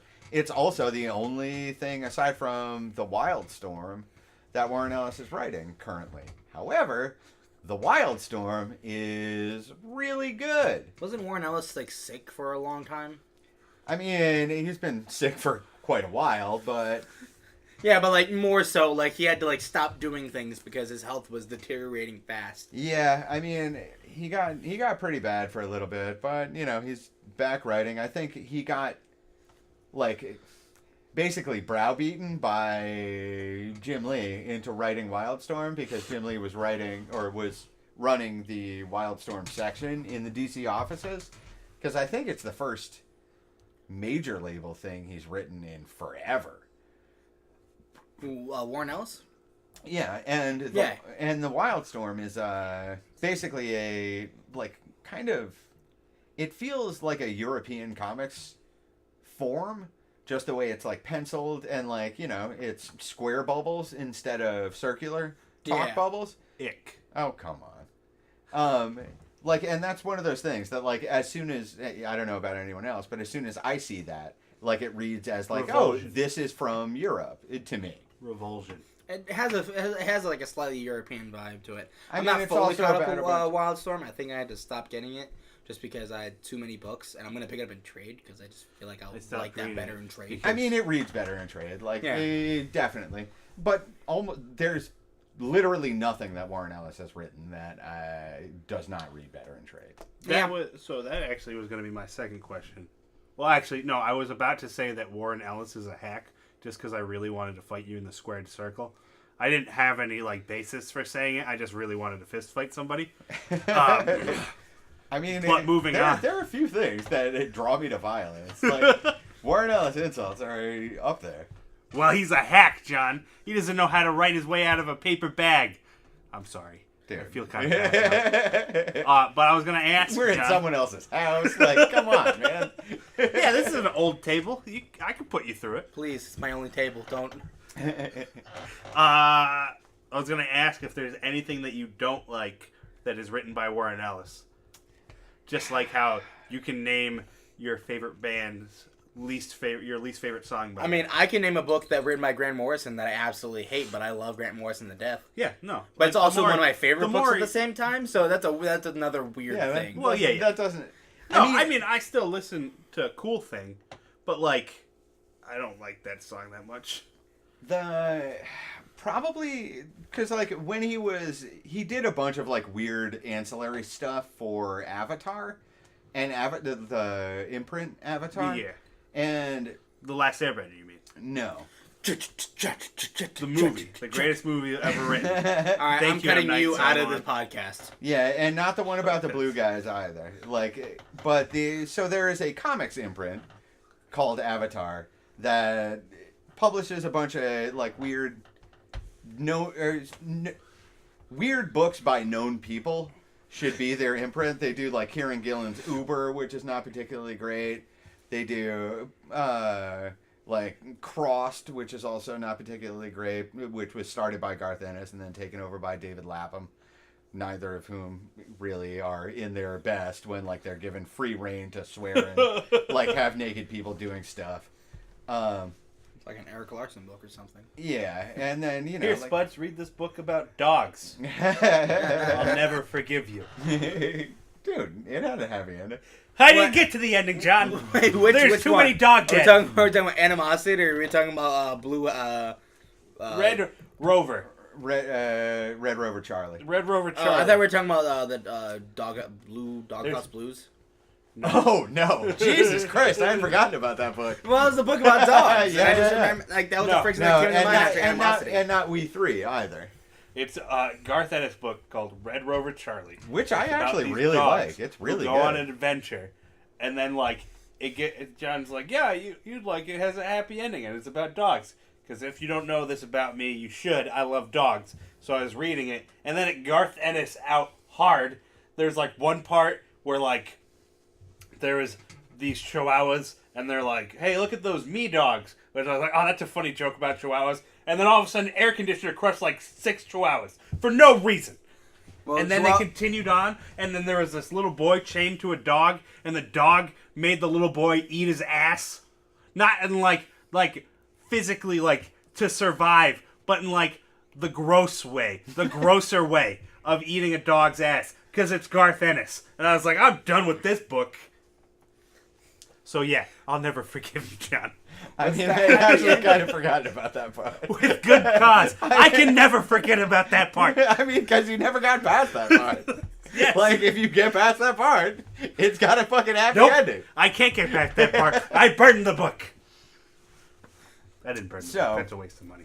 To answer your question, he did a book for Avatar called The Atmospherics. That is probably my least favorite thing he's done, but it is not bad.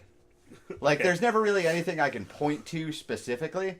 Like, they're re-releasing his Hellstrom run later on, probably in a month or two. They're binding it in, like, omnibus form, and I'll pick that up, and I do not have high hopes for it, but I'm picking it up because it's Warren Ellis, and I'm an unabashed fucking fanboy. But, like, you know, a lot of stuff from, like, that era, like the pre-Image 90s era. Mm. Before Doom 2099 he wrote, and that's actually pretty good. You know, like, he just did a ton of fucking crazy crap right around then that still, like, is dated, but holds up, you know? It's not like one of those things where, like, you know, the same way that, like, Eric Larson Spider-Man does. Like, I was talking about the Venom arc earlier that he did. Like, yeah, it's super dated. You know, like, people use weird slang, and, like, Mary Jane has, like, Farrah Fawcett hair, you know what I mean? Good. But it holds up. You know, like, it holds up as a relic from a former era, but it still holds up. Now we're gonna move on to the last little bit that we're gonna do before We're gonna we bring do. the lights down low and talk to you sultry style. Yeah, whatever he said. Before we get to like recommendations and or comics coming out next week's in closing, is we're gonna recommend a few things because there are some books that have been on our minds and we want to bring them up. John. So, in the lead up to actually coming here to do this show today, I sat down and I reread this book called Prince of Cats. For the 500th time because you're a machine. Prince of Cats is absolutely spectacular. It's a like one-man project by this guy Ronald or Robert Wimberly, I can't remember. Wimberly, definitely. but it is a like reimagining of Romeo and Juliet, and though like I'm not, I mean I do enjoy like reimaginings or revamps of stuff. I mean I'm a comics fan. I kind of have to enjoy revamps of stuff. But this one is this just like insane fusion of like the Warriors and like the 90s Romeo and Juliet and like Beat Street and like all of these like weird mid 80s hip hop movies, and it like has this like insane soundtrack, and everything is written in iambic pentameter, but not like the preachy Shakespeare version. Like it's written in contemporary slang just to that meter. So it's like this ridiculous exercise in both like period pieces, like as far as 80s stuff and like a Fantastic Graffiti stuff, and like this insane exercise in linguistics. Like it is absolutely spectacular. Like they tell that that ridiculous like Superman, Wonder Woman, Invisible Man joke in iambic pentameter, which is hard to do on the best of days. Like telling any sort of joke and making it kind of funny is really, really hard to do. No, I do it every day. Telling any joke and making it funny while sticking to the same like pattern that Shakespeare used for all fucking 27 of his sonnets. Like, yeah, nah, man. There were actually more than 27 sonnets. That's my bad. But we're not editing that in post. We have future records of what that one time when John was wrong about Shakespeare. But yeah, that's not comics though, so what does it matter? In your face, Billy. So if you enjoy, like that kind of mid 80s rap culture, the Beat Street culture, and like the like Africa Bambaataa and like Funky 4+1 More and like all that sort of stuff, like it appeals to you there. If you dig on, just linguistics in general, it appeals to you there. But like Mercutio and like as like this, graffiti savant, also sword fight master, and like the Montagues and the Capulets as like rival street gangs. Like it's been done before, but it's rarely been done this well. Was there a curse on both their houses? Only after Mercutio gets stabbed by a box cutter. It is absolutely spectacular. It's one of those things that I will lead almost every recommendation back to because it is so multifaceted and I find it so fucking impressive. But it's one of those things that like I put it down after I finished it again today and was still just as blown away by it as I was the first time I read it. You're like, whoa, this is the weirdest telling of West Side Story I've ever read. I mean, yeah. Like, yeah. Essentially, yeah. That is exactly the case. Was there a lot of snapping? No, but it's all set in New York. So, like, people are on the Wonder Wheel, and then people, like, hop subway trains and then get in fucking crazy sword fights. Oh, right. It's also, like it's all samurai swords. Like, there's lists of, like, the best sword fighters, and it's all, like, Montagues at the front. And it comes into it right after Petruchio loses the top spot to Romeo, and then the rest of the top 5 are all Montagues, and then Tybalt comes out of Tybalt is the Prince of Cats, the eponymous Prince of Cats. What's eponymous mean? Like self-same, like the person of which I am referring. Oh. So, like, Tybalt comes back from private school, so he comes back a learned guy, and then immediately, like... Because he's wicked smart! Yeah, and then immediately starts jumping trains and, like, painting walls and, like, getting right back into the mix of everything. Juliet is, like, wearing booty shorts and, like, a backwards hat, like... Dang, girl. It's, yeah, and, like, star earrings. Like, it's all just... so perfect. Like Samson and Gregory. Samson wears like the Bebop sunglasses, the Giselle shades. God, I want one. Like it's absolutely amazing. Like, I cannot say how much I absolutely love Prince of Cats. John, do you absolutely love Prince of Cats? I cannot say it. Oh, no. But then how do you recommend it? Oh, no. Now, Oh, no, this whole segment's ruined. now moving on to a book I really love. Can you say if you love it? Yeah, I do, because it is like the beginning point to where like all modern like indie high school books come from for comics. You're setting And up it's- a pretty big... I mean, it's the starting point. There's some ups and downs in certain parts about it, but like this is like the first big one. This is where like people like used as reference points, and I'm talking about Blue Scott Monday. Pilgrim. No, I'm talking about Blue Monday, which inspired Brian Lee O'Malley because he also does letters on this book. Blue Monday by China Clunkson Flores. It was a book written on like what was it, Oni Press in the 90s? It was pre-Oni. Yeah, it was pre It Oni was Press. an but it was an indie book initially, and then it got picked up for reissue by Oni because they're really good like that. yeah. And then this like current recolored edition, because initially it was like really kind of cheaply done because Yeah. it was a weird indie book. You know what I mean? But it is you're right. You know, like it is the definitive starting point for like all of those books that have that kind of particular flavor, where like they come in with a soundtrack and like it's a bunch of like high school people doing high school stuff, but they're all kind of cool and they're all kind of alienated. You know, like all of these particular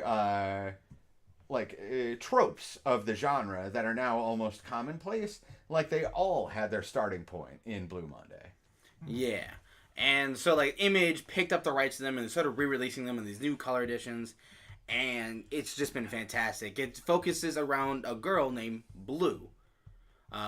It's not spelled like the color. It's spelled like I think it's BLU. yeah, like the cheese, like the French cheese. But it's about her like being a high school student with her best friend who's an Irish like what's the word, John? That's what I'm trying to think of. Alcoholic. No, she's like an Irish like punk. Yeah.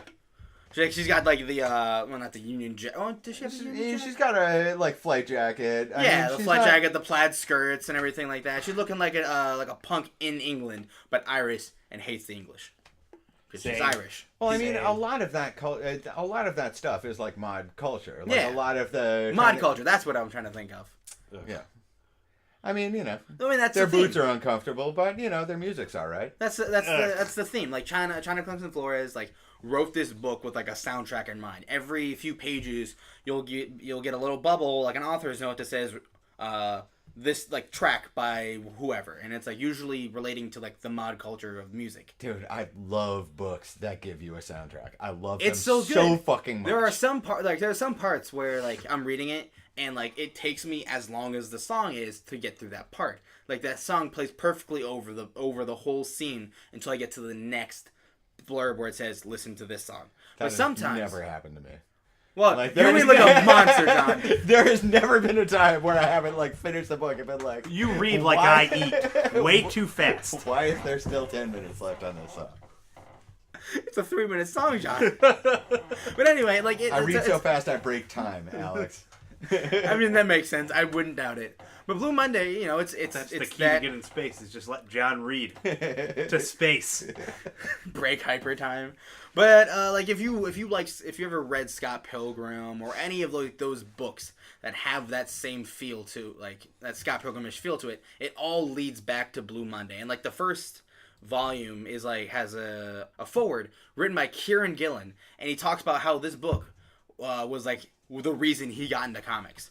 His like ex-girlfriend like gave it to him, and he read it, and he from this moment on he knew he wanted to write comics because of Blue Monday. And reading Phonogram, Yeah. like it wears its influence Like on its sleeve. Phonogram is one of those other books. It's Yeah. that song is like like a love song to what Blue Monday was. Yeah, You're exactly. like listening to any It's song just after the Pixies. like of a Britpop version as opposed to like a mod version. Yeah, it's set in like what, California? Like, Yeah, completely like upper so. upper Yeah, north, that's sort of Northern like California. Scooter Girl Manifesto. Yeah, definitely. It's a weird weird but good book. It has some parts that are not, I don't want to say dated, but like It is dated. it's dated. Like yeah. it's of a Like, specific time. yeah, it's you know it's what the I mean? 90s. Like It's- when I say dated, like I very seldomly mean like You can put a date to it. no, I very No, seldomly you can put a mean date like to this book. it is like it is old and that is bad. Like that is very often not what I mean. Like what I usually mean by dated is if it is of a specific era. Like when you And like because of that, a lot of the like references obviously are wrong. You know what I mean? Like if you're reading a book that came out in, the late 90s and it references Friends and you've never seen an episode of fucking Friends before, then you're not going to care who the fuck Phoebe She's is. too You know young what I mean? for you, bro. But like, like that does Is that not still a joke? no. Okay. No. But that does not lessen the impact, especially of this book, because it does lead to all of those like contemporary books that are like of a specific zeitgeist themselves. So yeah, John and I both really love this book. So it's mostly just Hell me yeah. and John talking about this book. It's currently being published by Image, republished. And there's 3 volumes out right now, and that was what has been out since China Clunks and Flores like quote unquote finished the book in like what 2002, 2001. I thought it was earlier than that, honestly. Somewhere around there. She stopped doing it for a while and then moved on to other things, and she always meant to come back to it. And it's like 15 years later, and she's finally getting back to it.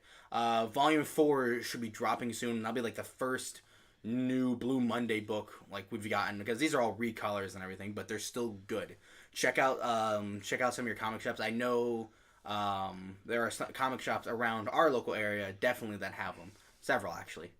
And like check out Blue Monday if you like books like Scott Pilgrim or Phonogram or like any of those like slice of lifey music driven books. Check out Blue Monday. You may not like it as much as me or John, but it's where these books got its start, so you have to at least understand and appreciate that. Yep. Now, Spuds, I think you have a different book in mind. Yeah. Was it also Blue Monday? Yeah. So Blue Monday it's just like really like good homage to like music. So what I would like to talk about is my recommendation. And by recommendation, I mean it's an anti-recommendation. Not anti-recommendation. I'm not recommending against it. I am saying anti-recommendation as in like an anti-hero, Like Red Hood, the like best. you're bad at being a hero, but like, sometimes you're necessary. And that is Green Lantern, Green Arrow, the Hard Traveling Hero series. Because it is dated in the bad way. But Dude, In order to it gave enjoy us it, heroin. but his words are joke. in order to enjoy it, you really need to be in a loveless marriage relationship with comic books, which I very much am. This is why I don't read comic books. Or Just books in general. Well, books are for nerds. So, anyways, basically, it's a story about 2 guys. One of them is a Green Lantern of Earth. His name is Halium Jordanowitz. That's not even close. And then his dear friend Green Arrow, aka Ollivander King, What? who you may know as Hawkeye from the Marvel book Hawkeye. And Isn't Hawkeye a girl right now? So they load up their caddy, and Green Arrow's like, "Hey chum, you've been in space too long, listening to Blue Dudes, and like that's really weird. How about we go see America? Because I have responsibilities here in Star City, and I don't want to be anywhere near them. Let's go!" And so they go on a road trip, and it's just 2 superheroes going on a road trip, learning about America, and learning how to run away from your girlfriend who just got booted out of her universe and really needs someone to talk to, but you're like far too busy hanging out with your space friend, and also you have a child that you kind of adopted, that, you know, that word for it, Ward, who's back in Star City, and he's shooting up, and man, could he really use a friend right now. But guess what? You really want to be on a road trip with your friend. And I think if there's anything Green Arrow is the best at fighting, it's being responsible. I would agree with that. Yes. Yep. I mean, like, you know, social injustice is one thing. Yeah, like, yeah. His you number know, one villain is knee-jerk responsibilities. liberal. corporate fat cats is kind of another thing, but like, yeah, no, like his own responsibilities, like he can dodge them shits like the Matrix. It's the one thing that never hit him. And he says that because Green Arrow dies a lot. It's like every time. They have an on-standing funeral going for If Ollie. If Superman works for the government, his arm dies. If Superman doesn't and makes his own government, he dies. If Superman, he dies. You know, it's just basically the gamut that we run for Green Arrow. Also, Green Lantern's there. And he's yellow.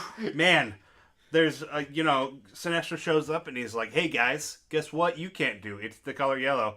And so Green Arrow's like, oh, geez. What? And Green Lantern's like, oh no, oh god! And Green Arrow's like, this is the stupidest. I just want to be on a road trip with my pal. And he punches Sinestro, but like from across the room, because that's right, boxing glove arrow, baby. That's the key to life. If you want to punch something that's really, really far away, put it on a bow and arrow. Boom. That's how life works. And Black Canary rides a motorcycle, and she's cool. Also, at one point, they find the new Jesus Christ, who ends up getting crucified to a plane propeller. Yep. Yeah. That That happened. definitely happened. That happened. I own that issue. Like Like it's that's sitting the thing over that there happens. somewhere. John Stewart is in it. Guy Gardner gets But serious it's also type like boo-boo. really like blaxploitation John Stewart. Oh my god, Like, is this it? is like Afro John Stewart. Like not I'm an architect John Stewart with like the shaved head and like the I just got back from the Marines John Stewart, which is awesome John Stewart. The like best John Stewart. all of his like This is, I don't need a mask, man. I'm John Stewart. Yeah. I stand out. Yep. And then Hal Jordan's like, no, we wear masks. And then from that point on, everyone makes fun of Hal Jordan for wearing a mask. Because it's really fucking stupid. Except Kyle Rayner, who idolizes it and makes his mask way too big. Yeah, well, Kyle Rayner's Crap-face Kyle. Crap-face Kyle. stupid, Kyle. He's I like mean, the little- let's not forget, it's not as though Green Arrow is walking around maskless. Even though he has the most distinctive facial hair Oh my in God. all of fucking humanity. Have you guys ever noticed how Green Arrow and our mayor, the man we look at a lot, almost as much as we look at Green Arrow, look shockingly similar and have the most distinctive facial hair? And color palette? Like, pretty dude, sure that they guy say- wears a lot of green. They say the most weird dated things all the time, and they always are ragging on fat cats. Anyways, you want to go get a coffee because this is kind of like somewhere between California and Seattle? Let's go. Anyway, you want to, like, grab a beer and maybe knock over a liquor store? Because surely nothing bad will happen? Yeah. Oh, yeah. Oh, and basically the whole moral of the story is that Green Arrow teaches Hal that he should, look towards the little guy. And then Hal leaves to go hang out in space again. The end. Later. And then he has to go back to his Later, Hal. responsibilities. And Thanks it's not so good. much. We'll see you back again during Green Arrow or Green Lantern Rebirth in fucking 50 years. Seriously. Oh, my God. oh. They eat chili at one point. Oh, fucking Obvious. Oliver Queen's chili. Oliver Queen's chili that almost killed Martian Manhunter. Yeah, yeah. I mean, it's like fire. Can't be feeding Martian Manhunter fire. Moons of Mars! Anyway, Alright, That's is my our- anti-recommendation. those are our recommendation for books you should check out. We'll probably throw out more of these because eventually these books will just push to the surface too much and we just have to talk about them. Very insightful. Look forward to our entire episode of me and John talking about 52. It's coming soon, I guarantee. Yeah, that's the episode. I guarantee. That's the week that I don't show up. Oh my god, I'm going to talk about 52 so fucking Oh my hard. god, it'll be 3 hours long. You'll be like, why is this 3 hours long? There's no way they can talk about a comic. One comic for 3 hours, and then we do. And then I can talk about how Are you I sure? could- Because there are 52 issues. That's like years worth of I read comics. like 20. Read Wait, it. Finish how it. many is each? Probably 25. like 26 each, right? No, first one has 24. 24, and then the next one has 26. That's too many. Oh, you have the soft covers? I have the soft covers. Oh, I have it in like can kill a person with it form.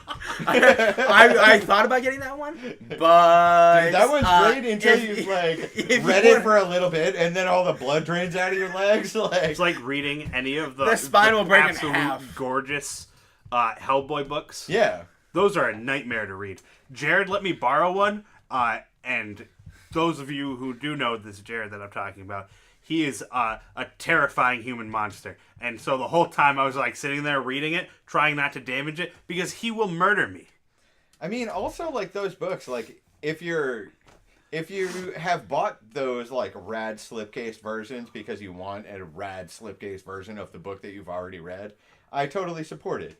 But like they're not really meant to be read; they're meant to be admired.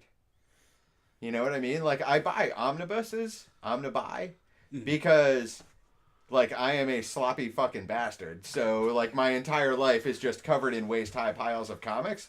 So like the odds are that I own that twice already and have no idea where any of it is. Yeah, it's- So I buy it in omnibus form because it's all right there. If I find it, then I can read it all right there. Like it's great. No digging around in the trash for me. So that's what I'm saying, man. Like that's why I'm about omnibuses. Also, cool name. Omni, meaning all, and bus, meaning bus. Anyway, enough about that. We're gonna wrap this up with our recommendations for like books to look out for next week. Yep, for the next 2 weeks. Spuds? Unless you're John, who only likes to do it in half measures. Well, whatever. Spuds. My next week book is The Unexpected, because there's one unexpected. That was fairly unexpected. Yeah. I was kind of surprised. I'm a little surprised too. It's it's part of what's it called with the brimstone and the Terrifics? New Age of New Heroes. Age of Heroes. Thank you. It's part of that, and in all of the previews books, it was just a blank cover. It was like, yeah, this is another one that's coming out, and then they released it, and it was unexpected. I didn't expect it one bit, and also fitting in line with DC's version of Marvel books. This is the one where the cover is literally just a cover of the Defenders. Like, Doctor Strange is there, and Hulk is purple. And I am about it.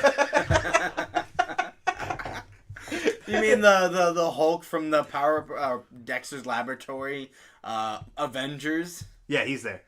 The inedible bulk. Yeah. That's the one. He's there. Who else what's is the other there? one, Firebrand. What the fuck is Firebrand doing? That? Oh, right, because he has to be. Were you expecting it, John? I mean, I guess I'm surprised. All right. Who knows? What's your other book for the note? The following week is Starboy by The Weeknd. I don't listen to The Weeknd. I have no reason to be excited about it. I just am. You know? It's a good thing to be excited about. Someone tells me a rapper is writing a comic book based on a song, I'm about it. I'm here. I'm reading it. John, what's your books for next week? For the Oh next no! week? I forgot that we didn't talk about No Justice. We'll It get wrapped to up. we'll get to it. There's Did you read No Justice? Hell yeah. I was about to, okay. No. Because I was about to spoil the saddest part. Yeah, no. John That's knows one of the the reasons part why I'm we didn't do crying it. about. Because I am far behind, and we'll talk about it on the next back of the stacks probably. Yep. Something. Because it literally is in the back of my stacks. Anyway, John. Full circle. I would like to recommend Ant-Man and the Wasp #1. Like, yes, I am fully aware that there is a movie coming out of literally the same name. Whoa! Super strange, right? It's almost like they're cashing in. Sort Yeah. of like that Infinity Countdown book. It's really odd.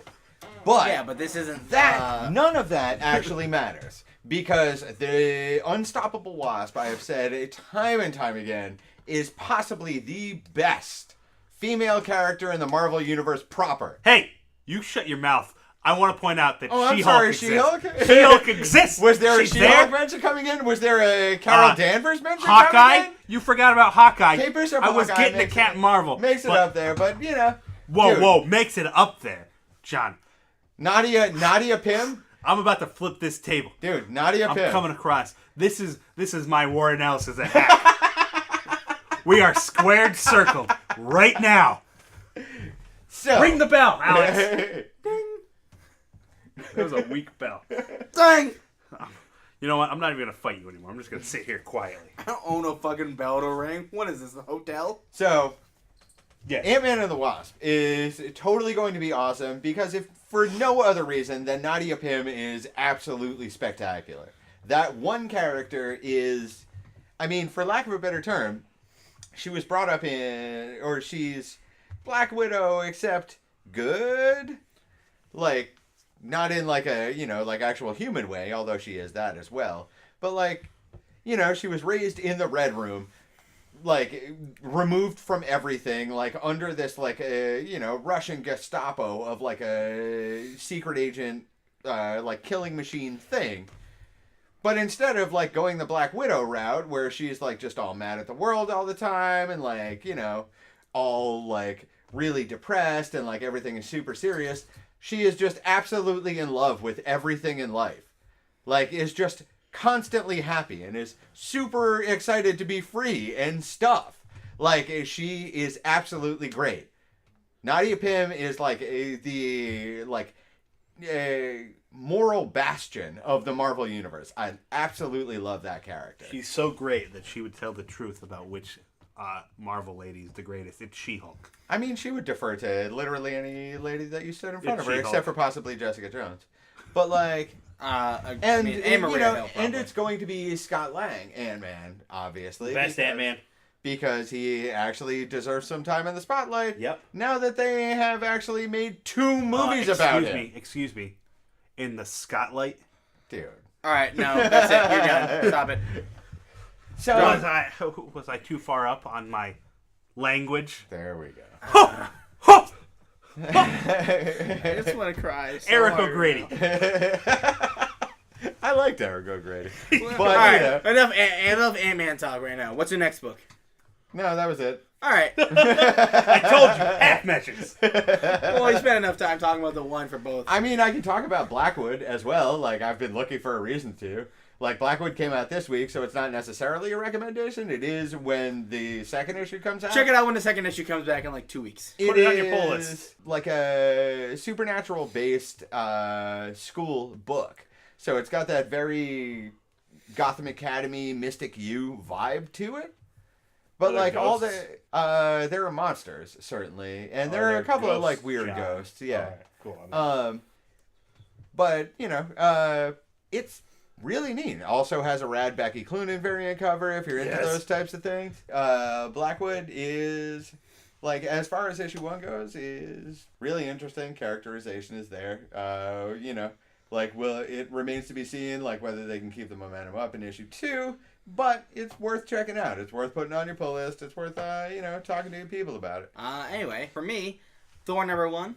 I think we talked about Thor a lot, and like 2-3 episodes ago or whatever. And hopefully we'll finally get an answer to why his arm's gold and why he's spinning a billion axes on that sweet Alex Ross. Hey man, cover. give him time. I'm sure it's a Thor subject. Oh! I hate you. Dude, this needs to stop. And Scales and Scoundrels #10. It's an Image book and it's really good. It's like a fantasy kind of like D&D style book. It reminds me a lot of another book I read called Nimona, which is written and penciled by Nimona by Noelle Stevenson, which is really good. She was one of the co-creators of Lumberjanes. But it has it's a weird like indie fantasy adventure about this like rogue who's like has like dragon blood or something, and she's like helping this fledgling prince who's trying to prove himself to his kingdom with her bodyguard and a young scared dwarf. And it's a really What? solid story A for the scared first. dwarf? This is too come far on. removed from reality. Yeah, that's the point. Yeah. Well, yeah, I read the first trade and it's really good, and I like what's happening with Scales and Scoundrels. So check it out. Nice. Volume 1 is out right now, so check that out. And I think that's it. I think we're done. All right. John, Well- what did you learn this week? I mean, I have learned that apparently a couple of people at least have read enough Warren Ellis to ask me about it, and that's awesome. John, it's working. Although I assume they read Warren Ellis before this. Dude, one episode at a time, man. I don't care if I have to convert them by shouting at them from the roadside. Alex, what did you learn? That when you create a really good like style of comics, and it just spawns a whole brand of multiple comic series, you should really go back and finish it. Please, China, please finish Blue Monday for me. I will tweet you China, with the that. country. No, China Clunkson Flores. She's a wonderful The lady. whole country. She's a wonderful lady, and I'm okay with her taking her time finishing this, but my God, please, I need it so much. And then no one The cares what truth, Spud's learned. actually. I don't know. Spuds, what did you learn this week? I learned that you can spend your entire life honing and crafting your art form, and still, people don't appreciate good jokes. What is wrong with you? They're not It's jokes. a Thor subject? That's so good! They're not jokes. They're It's a flights joke. on existence. A Thor subject! It is No, It sounds no. like a Thor subject. It is I- at the very get most it. a pun. I and get is it. not It's good. a A pun's a joke! No, a pun's a joke! A pun is a poor man's joke. You're a poor man's joke! You're a poor man's joke, you son of a...